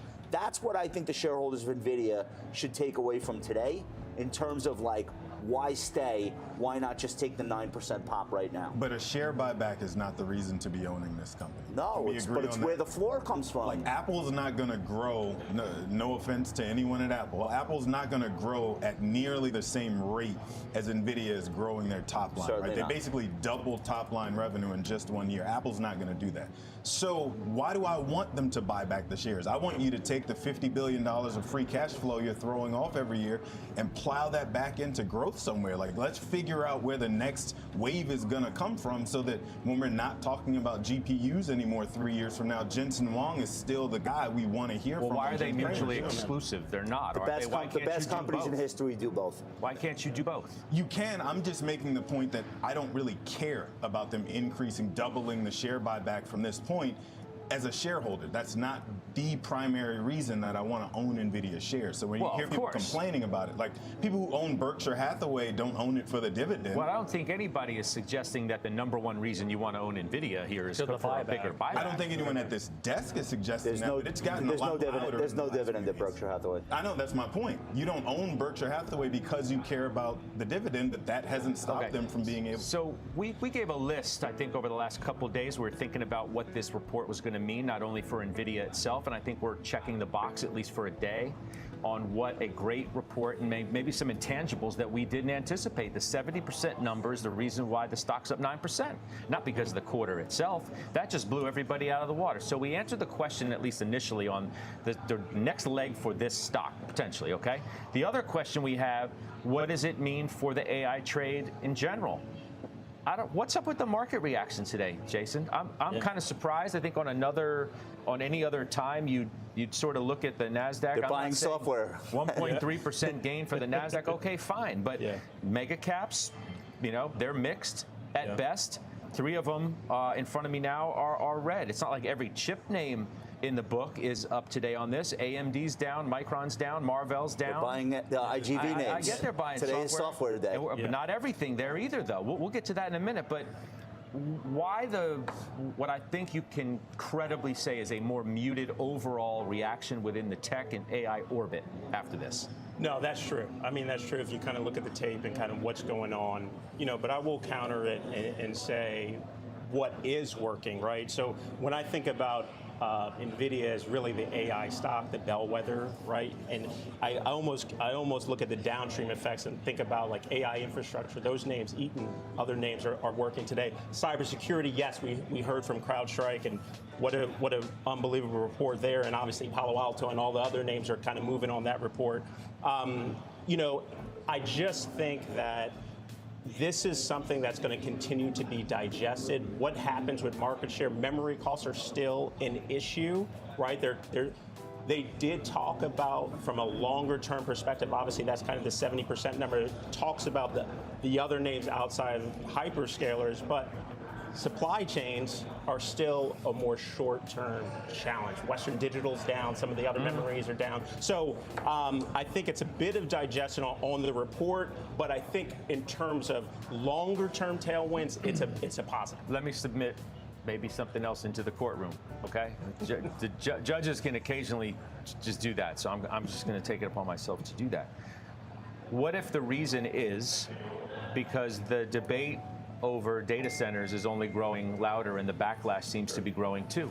And that is now a formidable push against these stocks, a potential existential threat to these stocks, at least until you get to and through the midterms. If you want some information, Wall Street Journal today, data center disenchantment. 71% of respondents said they would oppose the construction of a data center in their local area.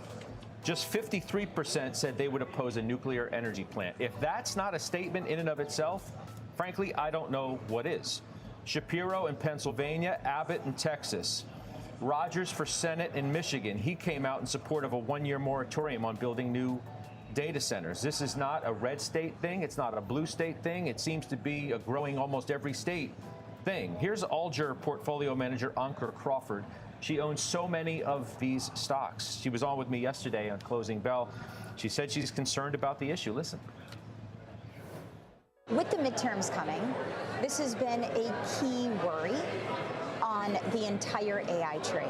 That midterms would be almost like a kill the robots kind of moment, where now it's like kill the AI moment. And do we actually stop the growth of artificial intelligence in our country, which would be really a disaster for us, in our country. Okay, so that's Ankur Crawford. Sam Altman, OpenAI, of course, to Time Magazine yesterday, quote, clearly people hate data centers right now. At least people are pretty negative on AI. I mean, you had Dario Amodei of Anthropic talking about the negatives of AI recently. Is this an existential threat right now? No. It'll seem that way, and then we'll have the midterms, and the midterms will come and go.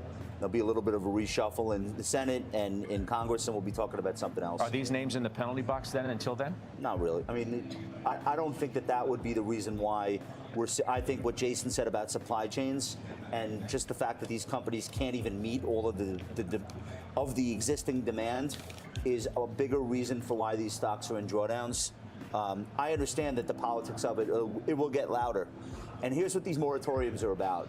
They're about incumbents just getting reelected, and once they do, they'll stop. So I understand. This is not just about politicians. This is about people too. People are upset. People are upset, and not without reason. And I'm not dismissing it as an issue like should people care about where the clean water is going, and should people live next door to something that's humming or glowing. I'm not minimizing the problem that people have with. The point I'm making is these things will get built. You might be surprised with where they end up getting built. It could be slower. Some of these projects Isn't take that a bullish? lot longer to come to fruition. Isn't that bullish? If they get built more slowly, doesn't that just lengthen the cycle? I think and prevent us from having a full-blown chip and photonics bubble? I think that's bullish in the rearview mirror. I think, to Scott's point, if that is the case, that explains why we've seen $800 billion worth of spending commitments from 4 companies this year, trying to get ahead of the backlash that they know is coming. These companies are not stupid. They know what the public sentiment is. And a lot of these deals that have been done in the dark, so to speak, people's towns coming out and saying this was done without us being part of it, they knew that was coming. And so maybe what we're seeing is a pull forward of all of that demand for all of the things that go into the data centers and everything else, because they knew November 2026 was when we hit a wall. I'm just wondering, like, give me a Caterpillar, for example, give me I don't know, a year to date. So this is a name that was lumped into a data center or AI play for obvious reasons of what they do. If you're going to change the equation, Belsky, you own Cat? Nope. Who owns Cat here? Anybody? All right, but if you're going to change, but a lot of you guys own. I have it in Porterhouse. Okay. I have Cat. So if you're going to change the equation on the timing of when you think these things are going to be built, do you have to rethink how you feel about names like Cat, at least over the next handful of months? And if not, why not? Why? So I think no. I mean, I think the backlogs that these companies, the backlogs that these companies have, The timing may be somewhat uncertain of which project gets built when, but we're talking about literally tens of thousands of projects all over the world on every continent. And I really don't think a midterm election is going to change the trajectory meaningfully of this build out. I just don't know. I just don't know if the midterms are necessarily the clearing event that some are talking of them to be. We can't agree on anything virtually in this country, barely that the sky is blue.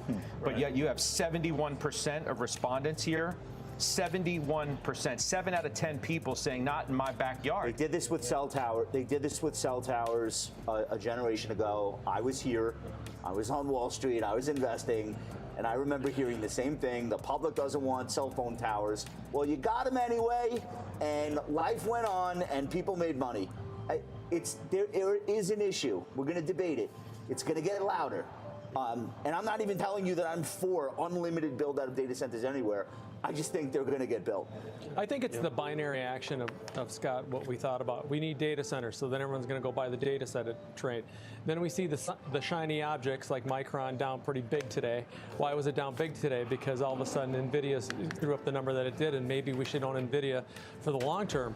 Our view on the data center side is let's just keep it simple. We want to buy the OG utilities because at the end of the day, you still need power, right? So that's why we like NextEra and First Energy and Southern Corp, because I think in the meantime, those are going to be names that I think are going to be much more consistent. I get that, but that's a great example that you use, utilities.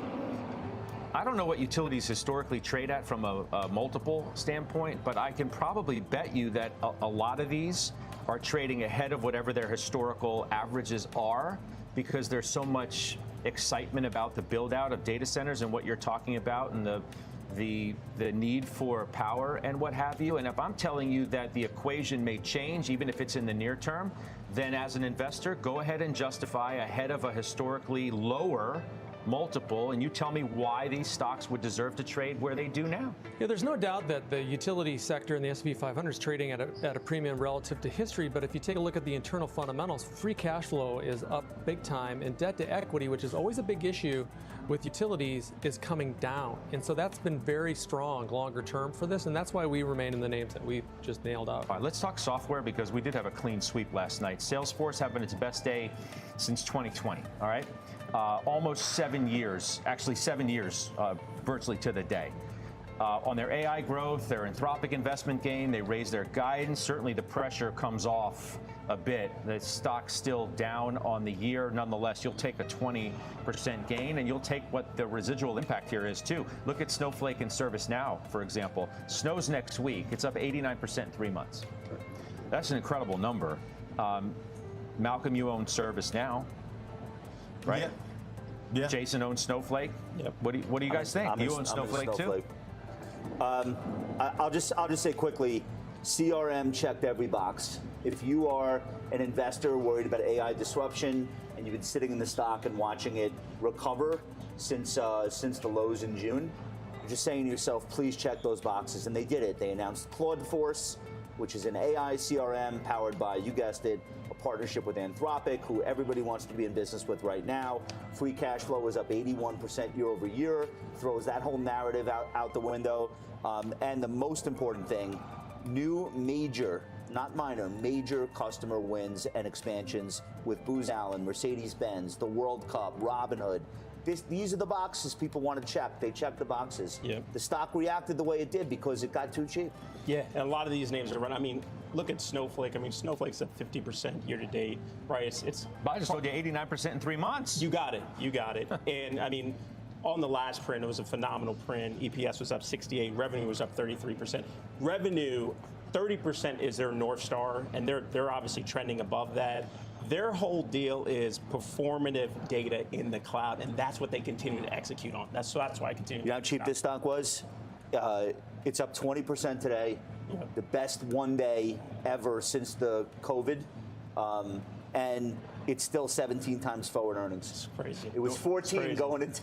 14 going into the report. The one thing I'll add to that, as far as the trend is concerned, yeah, is and that then do that, and then talk Crowd too, because Crowd's now up 90% year to date after what it did and you got Target raises there too. So do that. Well, and then we'll forget go to break. Salesforce. Let's talk CrowdStrike. let's do I care a lot more about then cybersecurity. Do it because That's where the opportunity Okta is. hit a 52-week high too. So cyber's been big focus today. Go ahead. What a great day to be here.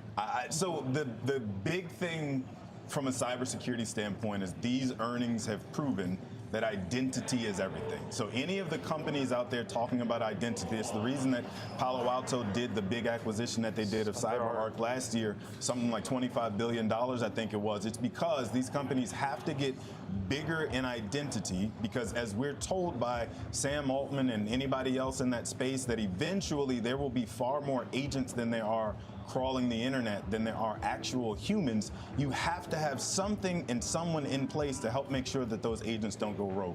Otherwise, you get what we've gotten in the last 2 months with all of these big frontier model makers telling us, oops, my bad, it jumped out of its sandbox and went and attacked one of our friends. And so the way that these companies are going to continue to grow is going to be able to add in additional products and offerings like CrowdStrike, like Okta and others, where we can sit and confidently tell you as the CISO of a company, we can help you identify who's supposed to have access to what and what they're doing with that information, and also dynamically insert ourselves and shut them down the moment they've tapped into something they have no business accessing.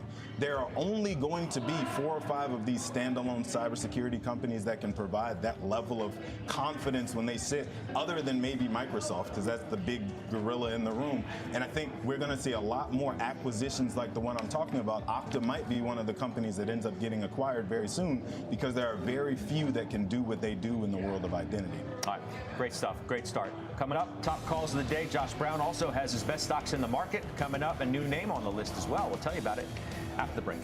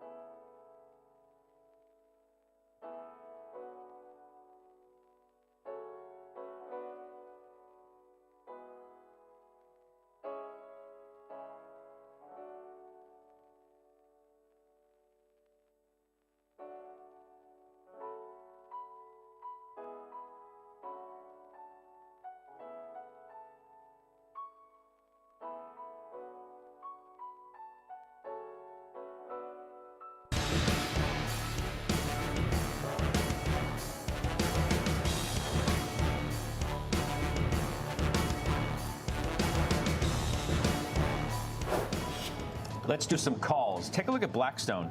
So the target goes to 171 from 140. It's reiterated by today at Oppenheimer, so that's about 20% more or less from here. Jason, You own that. And I thought that it was worthwhile to have a conversation about what's been happening in the private equity space, private credit space, after endless talk, for appropriate reasons, by the way, for months. Because over the last month and over the last 3 months, this trade's looked a lot better, hasn't it? 100%. A lot of that is due to kind of what's going on with software sentiment, right? Good point. We're seeing the price action today. Stock's down close to 7% year to date, but it's up 8% in the last month. Total AUM, 1.35 trillion. They've got inflows of $263 billion this year. So to your point, Scott, private credit is acting better. Obviously, private equity is looking better. Multi-asset investing is improving. And we already talked about the inflows. So the major investment as well, which we talked about in the A block, in terms of AI infrastructure, is starting to see some yield. So I like this space, like where this is right now, in terms of where it is from a price action standpoint, and I think it's very investable right Well, here. you're Blackstone and Apollo, so you've got a couple different things. You like Apollo here too? I like Apollo as well. I think, they trade a little differently, different businesses, but obviously in the same space. Apollo as an alt manager, and I like what they're doing with their insurance business and theme, right? So I think there's a lot of positive trajectory around the private equity alt manager space. You're Carlyle still, right? Yes, I own some Carlyle. I'm not really big into this space. I think it's so these companies and their products used to be a lot more diversified away from just regular stock market beta, bond market beta than they are these days. I think it's basically all one big trade. Barring a recession, these companies should all do okay. If we do go into a downturn, stocks will fall. Equity investments in these companies will probably fall worse. So it's highly pro-cyclical, not as big of a diversifier as it used to be. And it's just, I have better charts on my screen and I have better uses of cash. So I'm not really getting heavily or looking for more names in this space. Regions Financial, I wanted to hit that. It got downgraded today. Was it buy? It's now at hold. It's Deutsche. It's $34. They long-term track record solid, right? They have a number of other highlights that they say. However, they wonder what could drive meaningful further upside to either earnings or the stock. You have an answer? Yeah, we do. I think it's a great value and dividend growth name. 12.5 times earnings, 3.5% dividend yield. They have a very consistent track record of managing their credit. And they're a regional bank, thanks, Brian, Regions Financial, but they're in the right region as well. They're in the Southeast, where from an economic perspective in terms of not only corporate growth, but civic growth, that's a good growth area. So that's why we like the stock. So we think that the earnings are probably too low. Should we hit Nike just to show people what the stock is doing now? It's having its worst year since '93. We're looking at being down for 5 straight years. That's incredible to me. You sold out of it, right? Yeah, I was like a month ago. I was in the stock for like 10 days. So Dick's Sporting Goods was recent. Stock was down a bunch because of Foot Locker issues. On Holdings down a bunch after their earnings. You're not at Nike anymore, are you? No, we sold it about 6 months ago. We just didn't see the operating. We were on the show that day. We were talking about it, and it's a broken growth stock. And from an operational perspective, we just didn't see the turn. Dick's, the comps on Foot Locker down 4%. But the biggest problem with Dick's are 2 things. Number one, how they talked about their guidance, and number 2, operating margins were down more than 500 basis points from where they were projecting it, so that lost some credibility. We still like it because of the assets that they own. I think they'll turn it around, but that's clearly now a broken growth story as well. All right, so we'll take a break. We will come back with Josh Brown's best stocks in the market. Said he did a double take when this name hit the list. I did. The reveal is next.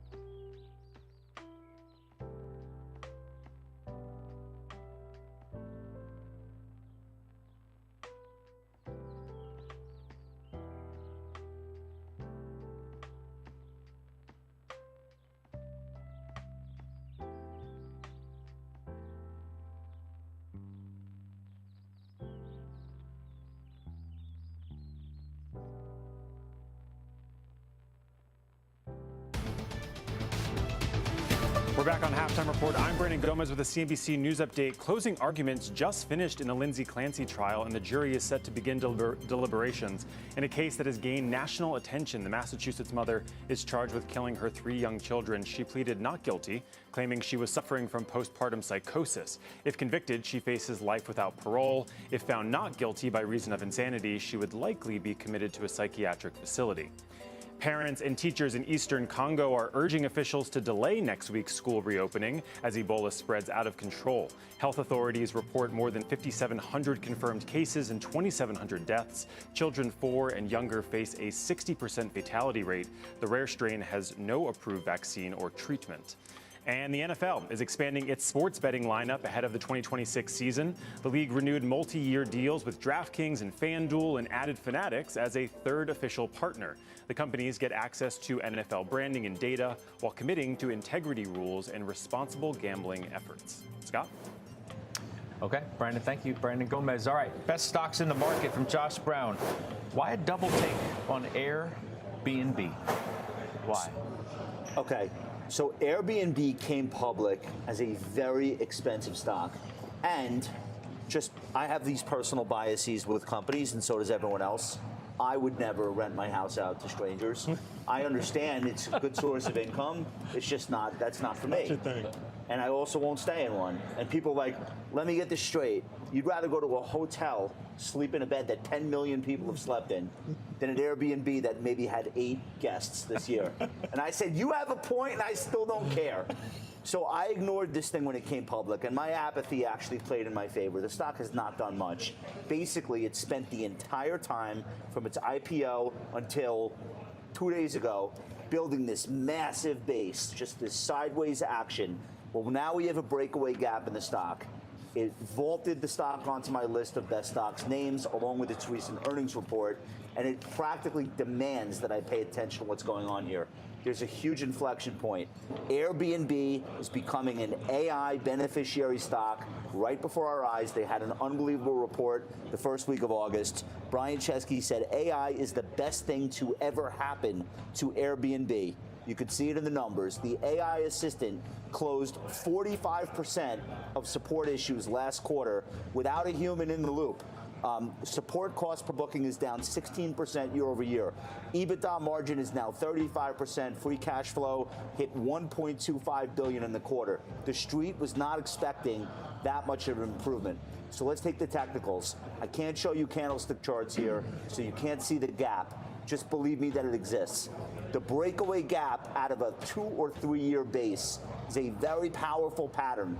It means the institutions all of a sudden overnight changed their mind on a name, and there was so much urgency to buy that you have this air pocket. The top of that gap is 163. That's your stop. Gets back into the gap, have some discipline, damn it, come out of the trade. So long as she stays above, you can follow that rising 50-day, and I think you'll see the 200-day start to turn up now that we're in a bull market. Let it consolidate. Don't go crazy right at the second. Put this name on your screen because I think it gets above 200. Any takers? No. Why? How many shares can I put you down for, sir? 10, fill or kill. You're in Marriott, Hilton, Hyatt, Expedia. I like those stocks better of course too. You do. Of course you do. Why? Because I know where my coffee We're not coming from in the morning. we're not millennials, me and you. I don't know if you know this. I don't want to. I don't know if I know you CNBC hang out with millennials like I do, but you and I are CNBC not. has learned that you and I are not millennials. No. Why don't you like this one? That's why I'm telling you, there's a bias. We like he said Marriott better. When We're he right. said bias, he had me at hello.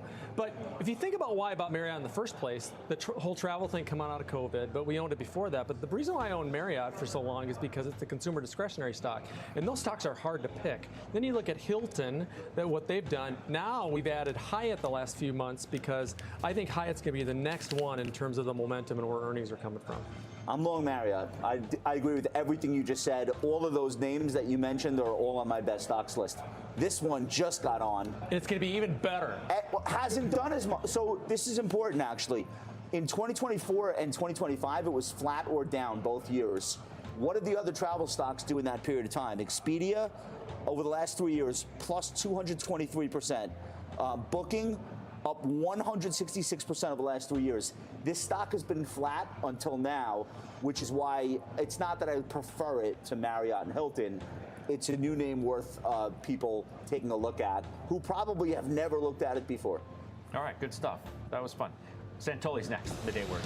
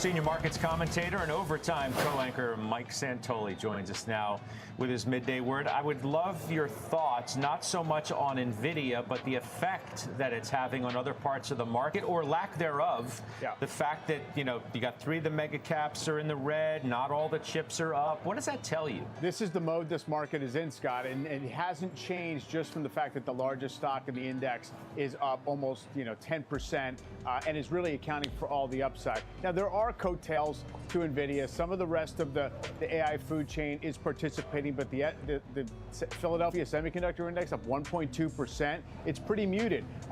Micron opened up at like 967. It's at 912 right now. This stock continues not to know which way is up within a matter of hours. So I do think it's kind of complicated, and it shows you that we came into this whole phase with, look, investors had equity exposures pretty high. I think generally they were willing to give the market the benefit of the doubt, but it is a matter of just the dispersion keeping the trend intact for so long. It helps you when parts of the market are correcting, but also when parts of the market want to just sort of get up and go, like NVIDIA wants to do right now.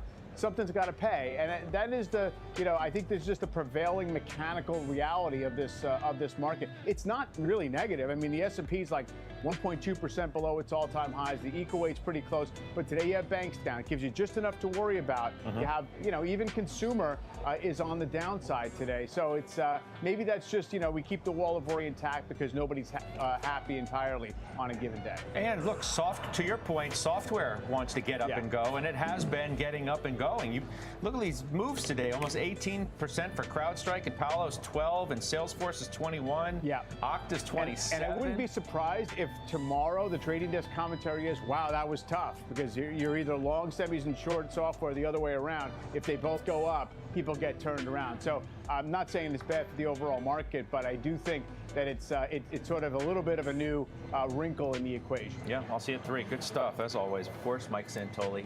We're playing options action next. Oliver Rennick and SpaceX. All right, can't wait for that. We'll do it after the break.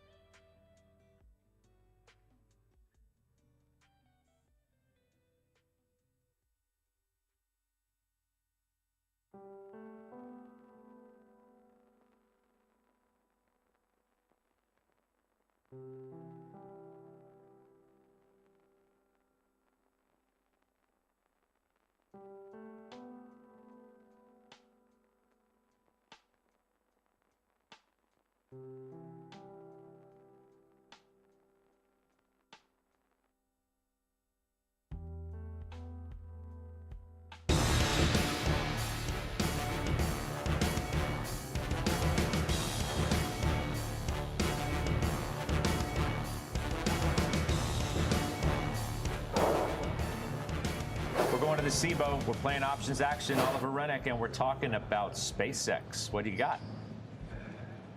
That's right, Scott. Stock has done nothing for 3 weeks, and for this stock, that's a big story. After debuting as one of the most volatile stocks in the market, SpaceX now wouldn't even crack the top 25 of the S&P 500 ranked by implied vol, which for SpaceX is now down to below 60 in the mid-50s.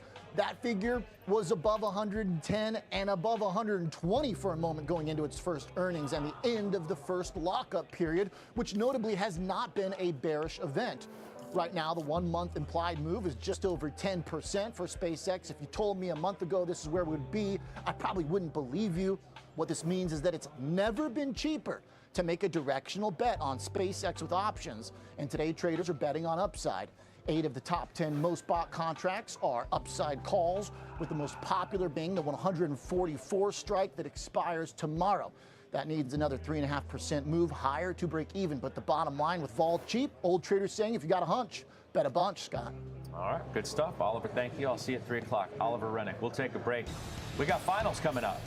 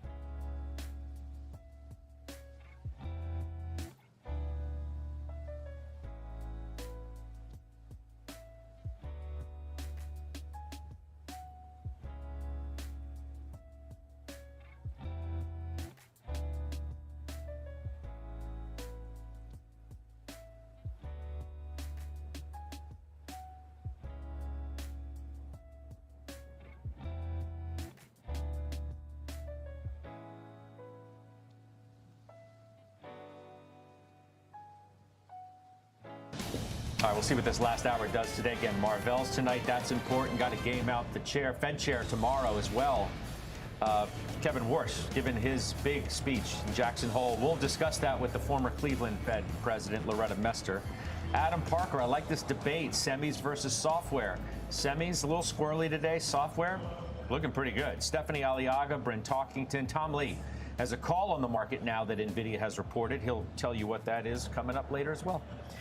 Mr. Belsky, what do you got, final trade-wise? I'm going to stay in my hotel room at Marriott. Okay, like that's just it? You're just Pretty going to much. recluse Yeah. in the hotel? Like, are you making a broader statement? I'm or making a what? broader statement, best in brand name. I think it's the best of what they do, and I'm going to continue to stay there. Okay, we won't say which one. The legion of people outside and waiting for you. I think it's the JW, Judge.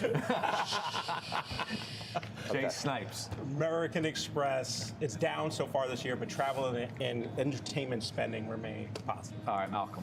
Consolidation coming within cybersecurity. BUG is the smartest way to play it. We got CrowdStrike, one more quarter like this, I might have to get the ticker tattooed. What a tour de force. Yeah. All right, I'll see you for the last hour of the exchanges now.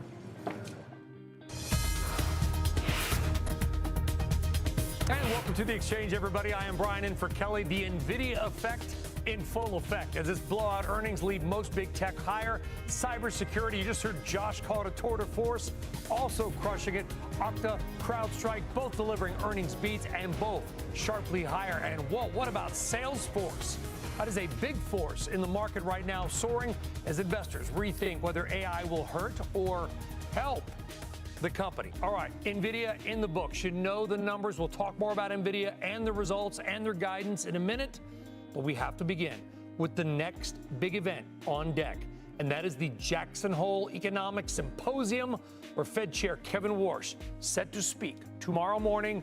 CNBC senior economics reporter Steve Leishman is in Jackson Hole, Wyoming, and joins us now with the preview and the setup. Steve. Brian, thanks. The Fed chairman's speech is always scrutinized carefully for clues about his outlook for rates. This year, markets listen to whether Kevin Warsh talks about policy at all. Warsh has held back on his views to get a cleaner message of market pricing not influenced by his Fed speak. But Warsh's colleagues in CNBC interviews here in Jackson Hole, they've not been shy about offering their outlooks. I believe now is the time to act. I believe that we've been in an inflationary situation for more than 5 years. It's been running well above our target. I don't see any restriction in policy. I think we may be a little bit more accommodative, certainly more accommodative than restrictive in the policy rate. Schmidt did say he thought Fed officials could talk less, while Hammack offers she thought it was her responsibility to share her policy outlook. Tobias Agee from the IMF writing today, quote, broader communication about reaction function remains essential as long as it is conditional, disciplined, and uncertainty aware. Risk should be clearly spelled out, he said. Warsh may give markets at least some of what they hope for tomorrow, potentially making a distinction here between what he's willing to say in a speech on his own compared to when he's representing the committee after a meeting at a press conference. Obviously, Brian, if we have a countdown clock, it must be important. They make that clock, and we have made that clock, by the way. To your point, it is important. You know what else I know is important about conferences like these is the conference itself. We love having you on TV, Steve, but I just know that so much stuff happens behind the scenes, in the hallways, over a cup of coffee, whatever it may be. What's kind of the vibe there around Warsh? What are people talking about behind the scenes? So I think there's an interesting moment right now in terms of thinking about Fed policy. And I would characterize it like this. Kevin Warsh has come in with some really interesting ideas that people are willing to listen to. But he's vastly criticized the way things were done before that I don't think the committee as a whole agrees with. At the same time, there are good reasons to criticize the Fed. There was a large pop in inflation that's lasted for a long time. The Fed has not been hitting its target. So the criticism is warranted, but what we're waiting for and listening for, Brian, are solutions. And I think that's where the committee will be listening very carefully, both in the hallways and other. Okay, if we did it wrong before, what's the solution to all this? I'm not sure everybody's convinced yet that Kevin Warsh has put those solutions forward. And to his defense, he has these task forces that he hopes to provide some of them. See, I was just about to ask you, what is the vibe around these task forces? Because it's kind of like the Fed is almost I don't want to say outsourcing decision making, but certainly outsourcing some thinking. It has been the tradition of the Fed to essentially do its own investigations with its own committees. That said, Chair Powell tried to do one on communications, but they couldn't come to agreement and it came nowhere. So in that respect, Warsh's idea of going outside may make some sense, at least in some areas here. It is notable that he didn't put any committee members on those task forces. It's also worth pointing out, Brian, that the Bank of England has often outsourced its analysis and outside reviews. You know who did one of those for the Bank of England? Kevin Warsh. Huh. I gotta imagine the task forces are probably like behind closed doors getting a little more, I don't want to say pushback, but attention maybe than we might think. Steve Leisman, we're glad you're there. We got the countdown clock. We got the beautiful mountain behind you. All we need is Kevin Warsh. Steve Leisman, thank you. Thanks. All right, by the way, speaking of, there it is. Do not miss your special coverage of Fed Chair Warsh's speech in Jackson Hole, 10 a.m. Eastern Time tomorrow morning, right here, all day on CNBC. So exactly what might Kevin Warsh's speech mean for the markets and your money? And maybe does NVIDIA's confirmation the AI trade is not only alive and well, but alive and just continues to rocket higher, be as consequential for the rally and the markets? A lot of questions. Let's try to get some answers. Larry Adams, Chief Investment Officer at Raymond James. Larry, welcome. We got a lot to talk about. What do you want to hear from Kevin Warsh tomorrow? I think if I was helping Kevin write his speech tomorrow, I would probably concentrate on a couple of things. First of all, I would talk about that this is an evolution, not a revolution of what the Federal Reserve has been doing. And to your point with Steve, the fact is that he's not doing this unilaterally. He's actually using these task forces to come up with his conclusions about what needs to be done at the Fed. And what I mean by evolution, a lot of these things have already been in the works. If you think about it, Brian, you know, a lot of times Fed chairmen have talked about changing or looking at alternative ways of inflation, right? Chairman Powell looked at super core because of what was going on with the housing market inflation.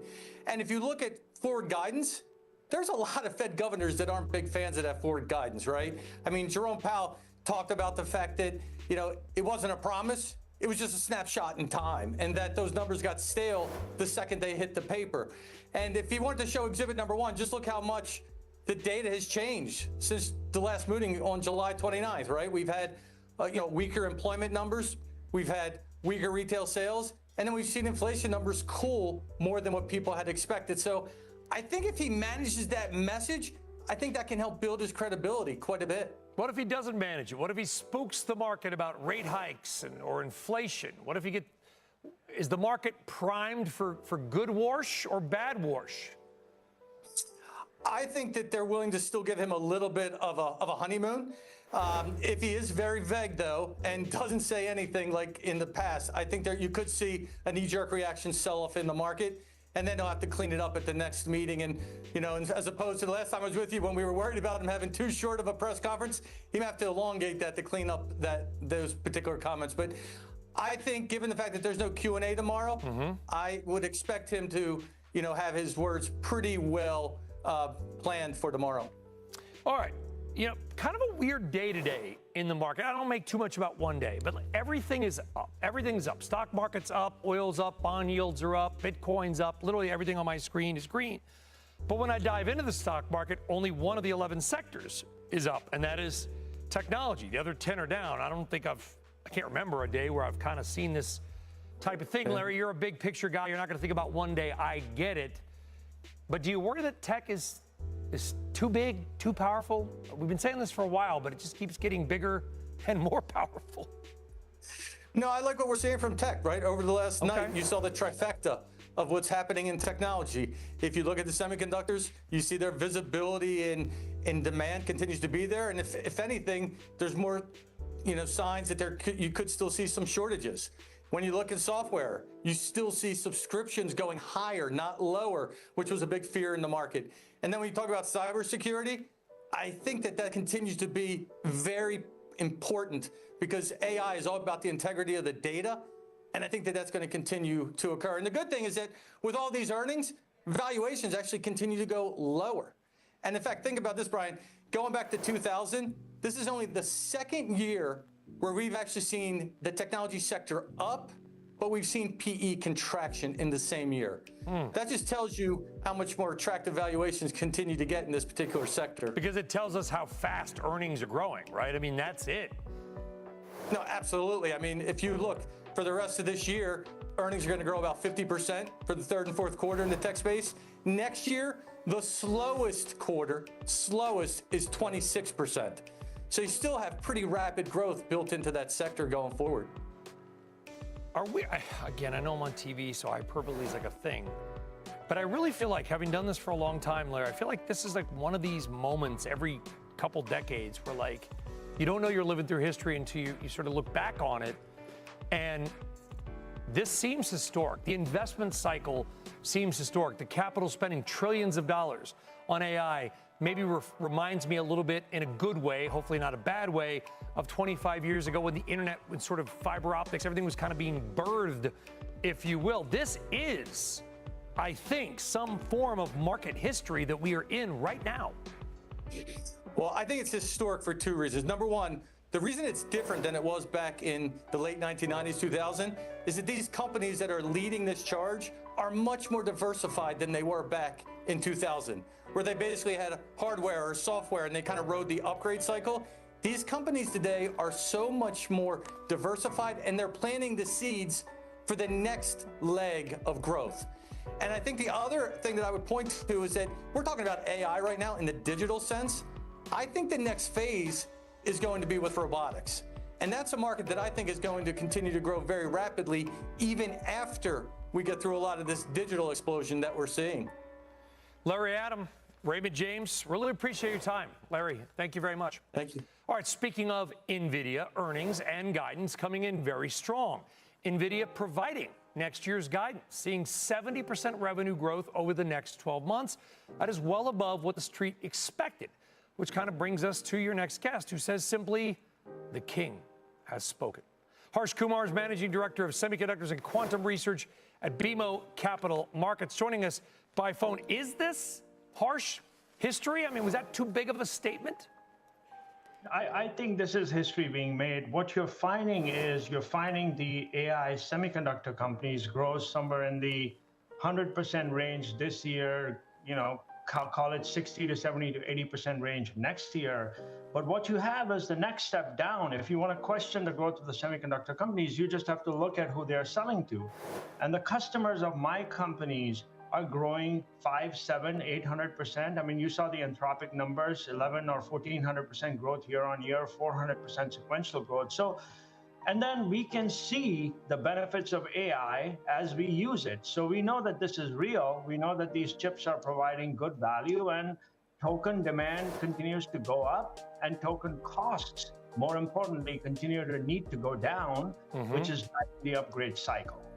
How much of the rally today in NVIDIA, and the stock is now up 9.5%, so it's adding like a GE Aerospace in market cap today. It's almost $400 billion added today. I mean, I'm running out of things to say, but how much of the NVIDIA bullish sentiment today was not just the 70% projection, but the fact that they were able to give the guidance, that they have enough visibility, Harsh, that the CFO can confidently come on the call and say, yeah, we're going to do this.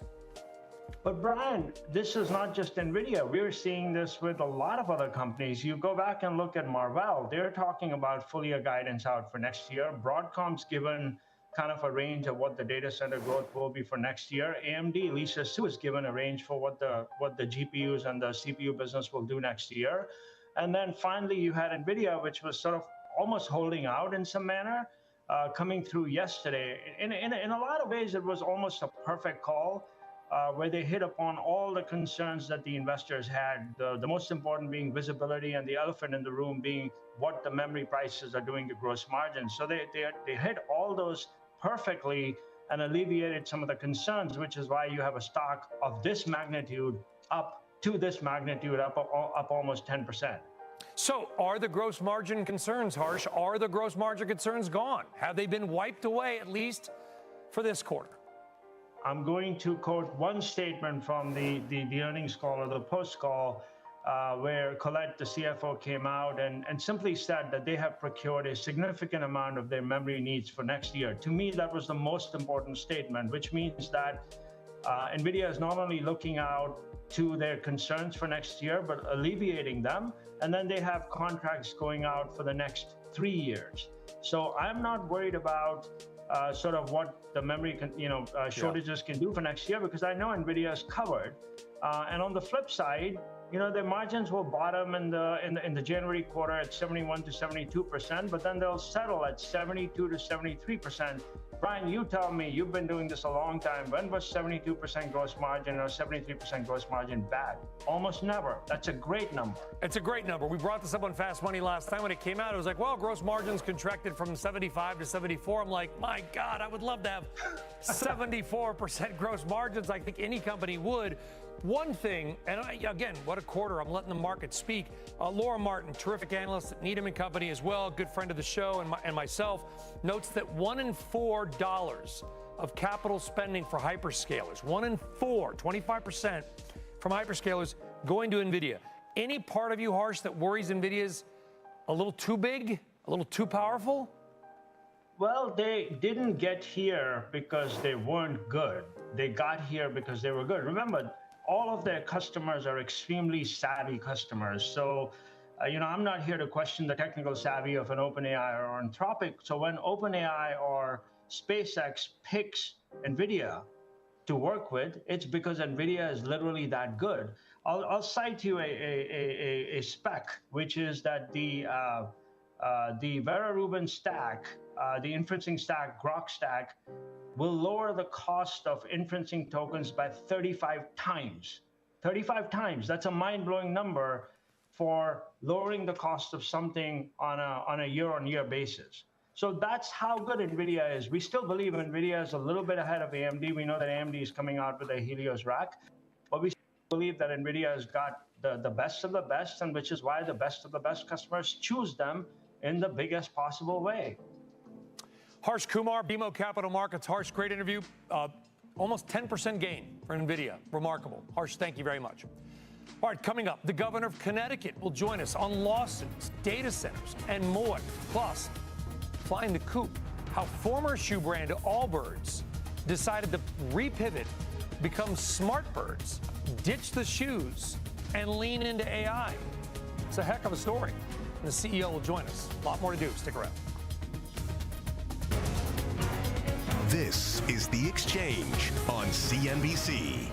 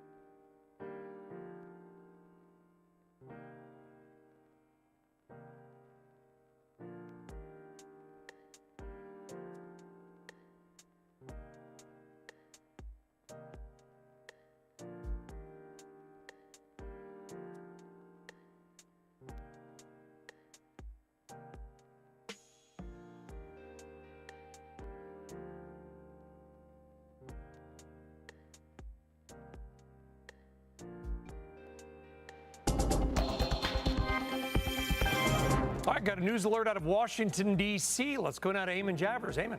Yeah, Brian, a fascinating and potentially important report here from Axios just in the past couple of minutes. Axios is reporting that the Trump administration is in talks with the government of Venezuela to take an ownership stake on behalf of the United States in a vast swath of Venezuelan oil fields. What Axios is reporting is that this is under discussion right now, not a done deal, and they are suggesting the details are still being hammered out. This would involve more than a dozen productive oil fields, Axios reports. Not all of the 300 billion barrels of proven reserves in that country, but the fields in question can produce as many as 90 million barrels of oil a day. They used to be controlled by Venezuelan insiders, as well as interests controlled by China. And in return for giving the U.S. an ownership stake, Venezuela's government would benefit from private companies, including American firms, developing the fields and returning more oil revenue to that country. So a classic example of the Trump administration reaching out to Venezuela, trying to solve this three-dimensional oil puzzle that's gripping the world right now. And we've reached out to the White House to see if we can confirm it. Nothing yet from them, but we'll see if we can get some comment later on in the day of exactly how far along this plan is and whether it might come to fruition or not, Brian. Yeah, very believable to me. Eamon Javers, I'll just leave it there. I'll say why, because the U.S. government wants China out of the picture. They want to make deals with Venezuela so the United States can be the first partner to get some of that heavy sour Venezuelan oil. Very good for making things like diesel fuel. Diesel fuel, we know, is at $6-7 a gallon in many parts of the United States, in part because we got to import a lot of that type of oil. The more we get, theoretically, the lower the price may be. And we do know that Venezuela needs a lot of money, that a lot of their oil infrastructure has been sort of neglected for years or decades, is literally in some cases rotting, crumbling in Lake Maracaibo, et cetera. And a U.S. investment would not be a big surprise. Yeah, and it matches President Trump's stated goal here, right? I mean, he's been talked about Venezuelan oil since the beginning of that military operation earlier this year. And of course, the president famously said about the Iraq war that the big mistake the United States government made during the Iraq war was not taking the oil from Iraq. So clearly, he views that as a huge mistake, doesn't want to repeat what he sees as a mistake in Venezuela as well. And so we'll see whether they can get this deal locked down. Clearly, the sitting Venezuelan administration that the United States is negotiating with was installed by the U.S. government earlier this year. So presumably the thumb is on the scale in terms of the negotiations on behalf of the United States. Eamon Javers in Washington, D.C. Eamon, thank you very much. You bet. All right, it is not just AI stocks running strong today. Cybersecurity also in focus on the back of big numbers out of CrowdStrike. Okta also out with strong results. And those earnings powering the entire sector higher. Here with her top plays in that sector, Victoria Green, CIO of G Squared Private Wealth and a CNBC contributor. Before we get to cybersecurity, I know you've been bullish on a lot of energy stocks. I would imagine that some U.S. energy companies are probably going to be sniffing around Venezuela a little bit more, maybe making some big investments into Venezuela. We shall see. Would that make you more or less bullish on these energy companies you like, Victoria, or no change? I'm still bullish on them. I think Chevron's a leader in the clubhouse. I think there's some good E&Ps that are sniffing around, Exxon, Conoco, those guys. I think if the U.S. has an ownership stake, similar to how, they do own like offshore drilling and leasing. I know there's part of me as a really good capitalist that does not love the U.S. government taking some of these stakes. But at the same point, this is almost putting together a system that the U.S. already does for drilling around U.S. coastal areas. It could be a big boon, but a lot of companies are wary, right? What happens if and when a different administration comes in? What happens, some of these guys like Chevron have been burned twice. Conoco's had a lot of ups and downs in Venezuela. So I think some of them are moving a little bit more slowly than others, but you cannot deny, it's a vast reserve. If you have a little bit better access as well at the government level, and then we've got all that great Gulf refining capacity, and it's going to come straight to the Gulf. It's a win-win for a lot of these guys, especially in my opinion, the big integrateds, your Exxon, Chevrons, and Conocos. Yeah, thank you for pivoting on that, by the way. Let's get back to why you're here. That is cybersecurity. I know you've liked CrowdStrike for a while. Man, those numbers are big. Oh my God, it was fantastic. I mean, and the CEO Kurtz was talking about this Mythos moment is driving people to invest more money. We like CrowdStrike. We love Palo Alto. And we also like Rubrik. They're a smaller 20 billion name, more about resiliency and recovery. Rubrik is kind of like, okay, you probably are going to get hacked at some point. How do you recover? How do you store your data? How do you make sure you're protected in case that does happen? And so we're very bullish the sector. We've got Palo Alto and Rubrik both coming on in the next week. And CrowdStrike just showed us, both of them said, look, Mythos moment. This is now a massive investment. It's not just AI spending from the IT department spend. It is now also cybersecurity spending, because Mythos terrified most companies when they came out and said, look, these models, they can break into most anything. So now you need AI cybersecurity. And I call it kind of a cat and mouse game of like, when one improves, the other has to improve. And you have to put more and more resources behind it as a company, because it's a massive risk. Yeah, I mean, we're talking about NVIDIA's market cap gain of $370 billion. That's almost unprecedented, one of the biggest gains of all time. CrowdStrike's adding $19 billion. It's adding a Rubrik almost in market cap today. Do you see anything that's going to hurt this spending going forward, Victoria?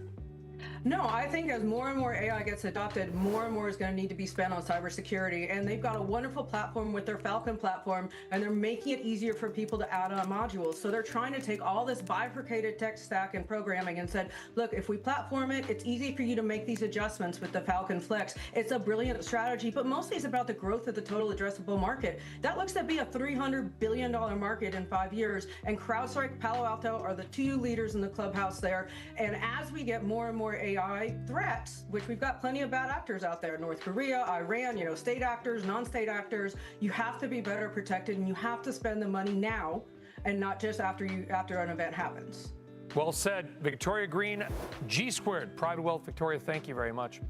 Thanks, Brian. By the way, speaking of CrowdStrike, do not miss the aforementioned CEO, George Kurtz. By the way, not a bad race car driver either, George. We should get him on and talk about that. He'll be on Mad Money tonight, talk about CrowdStrike, cybersecurity, and their results, 6 p.m. Eastern.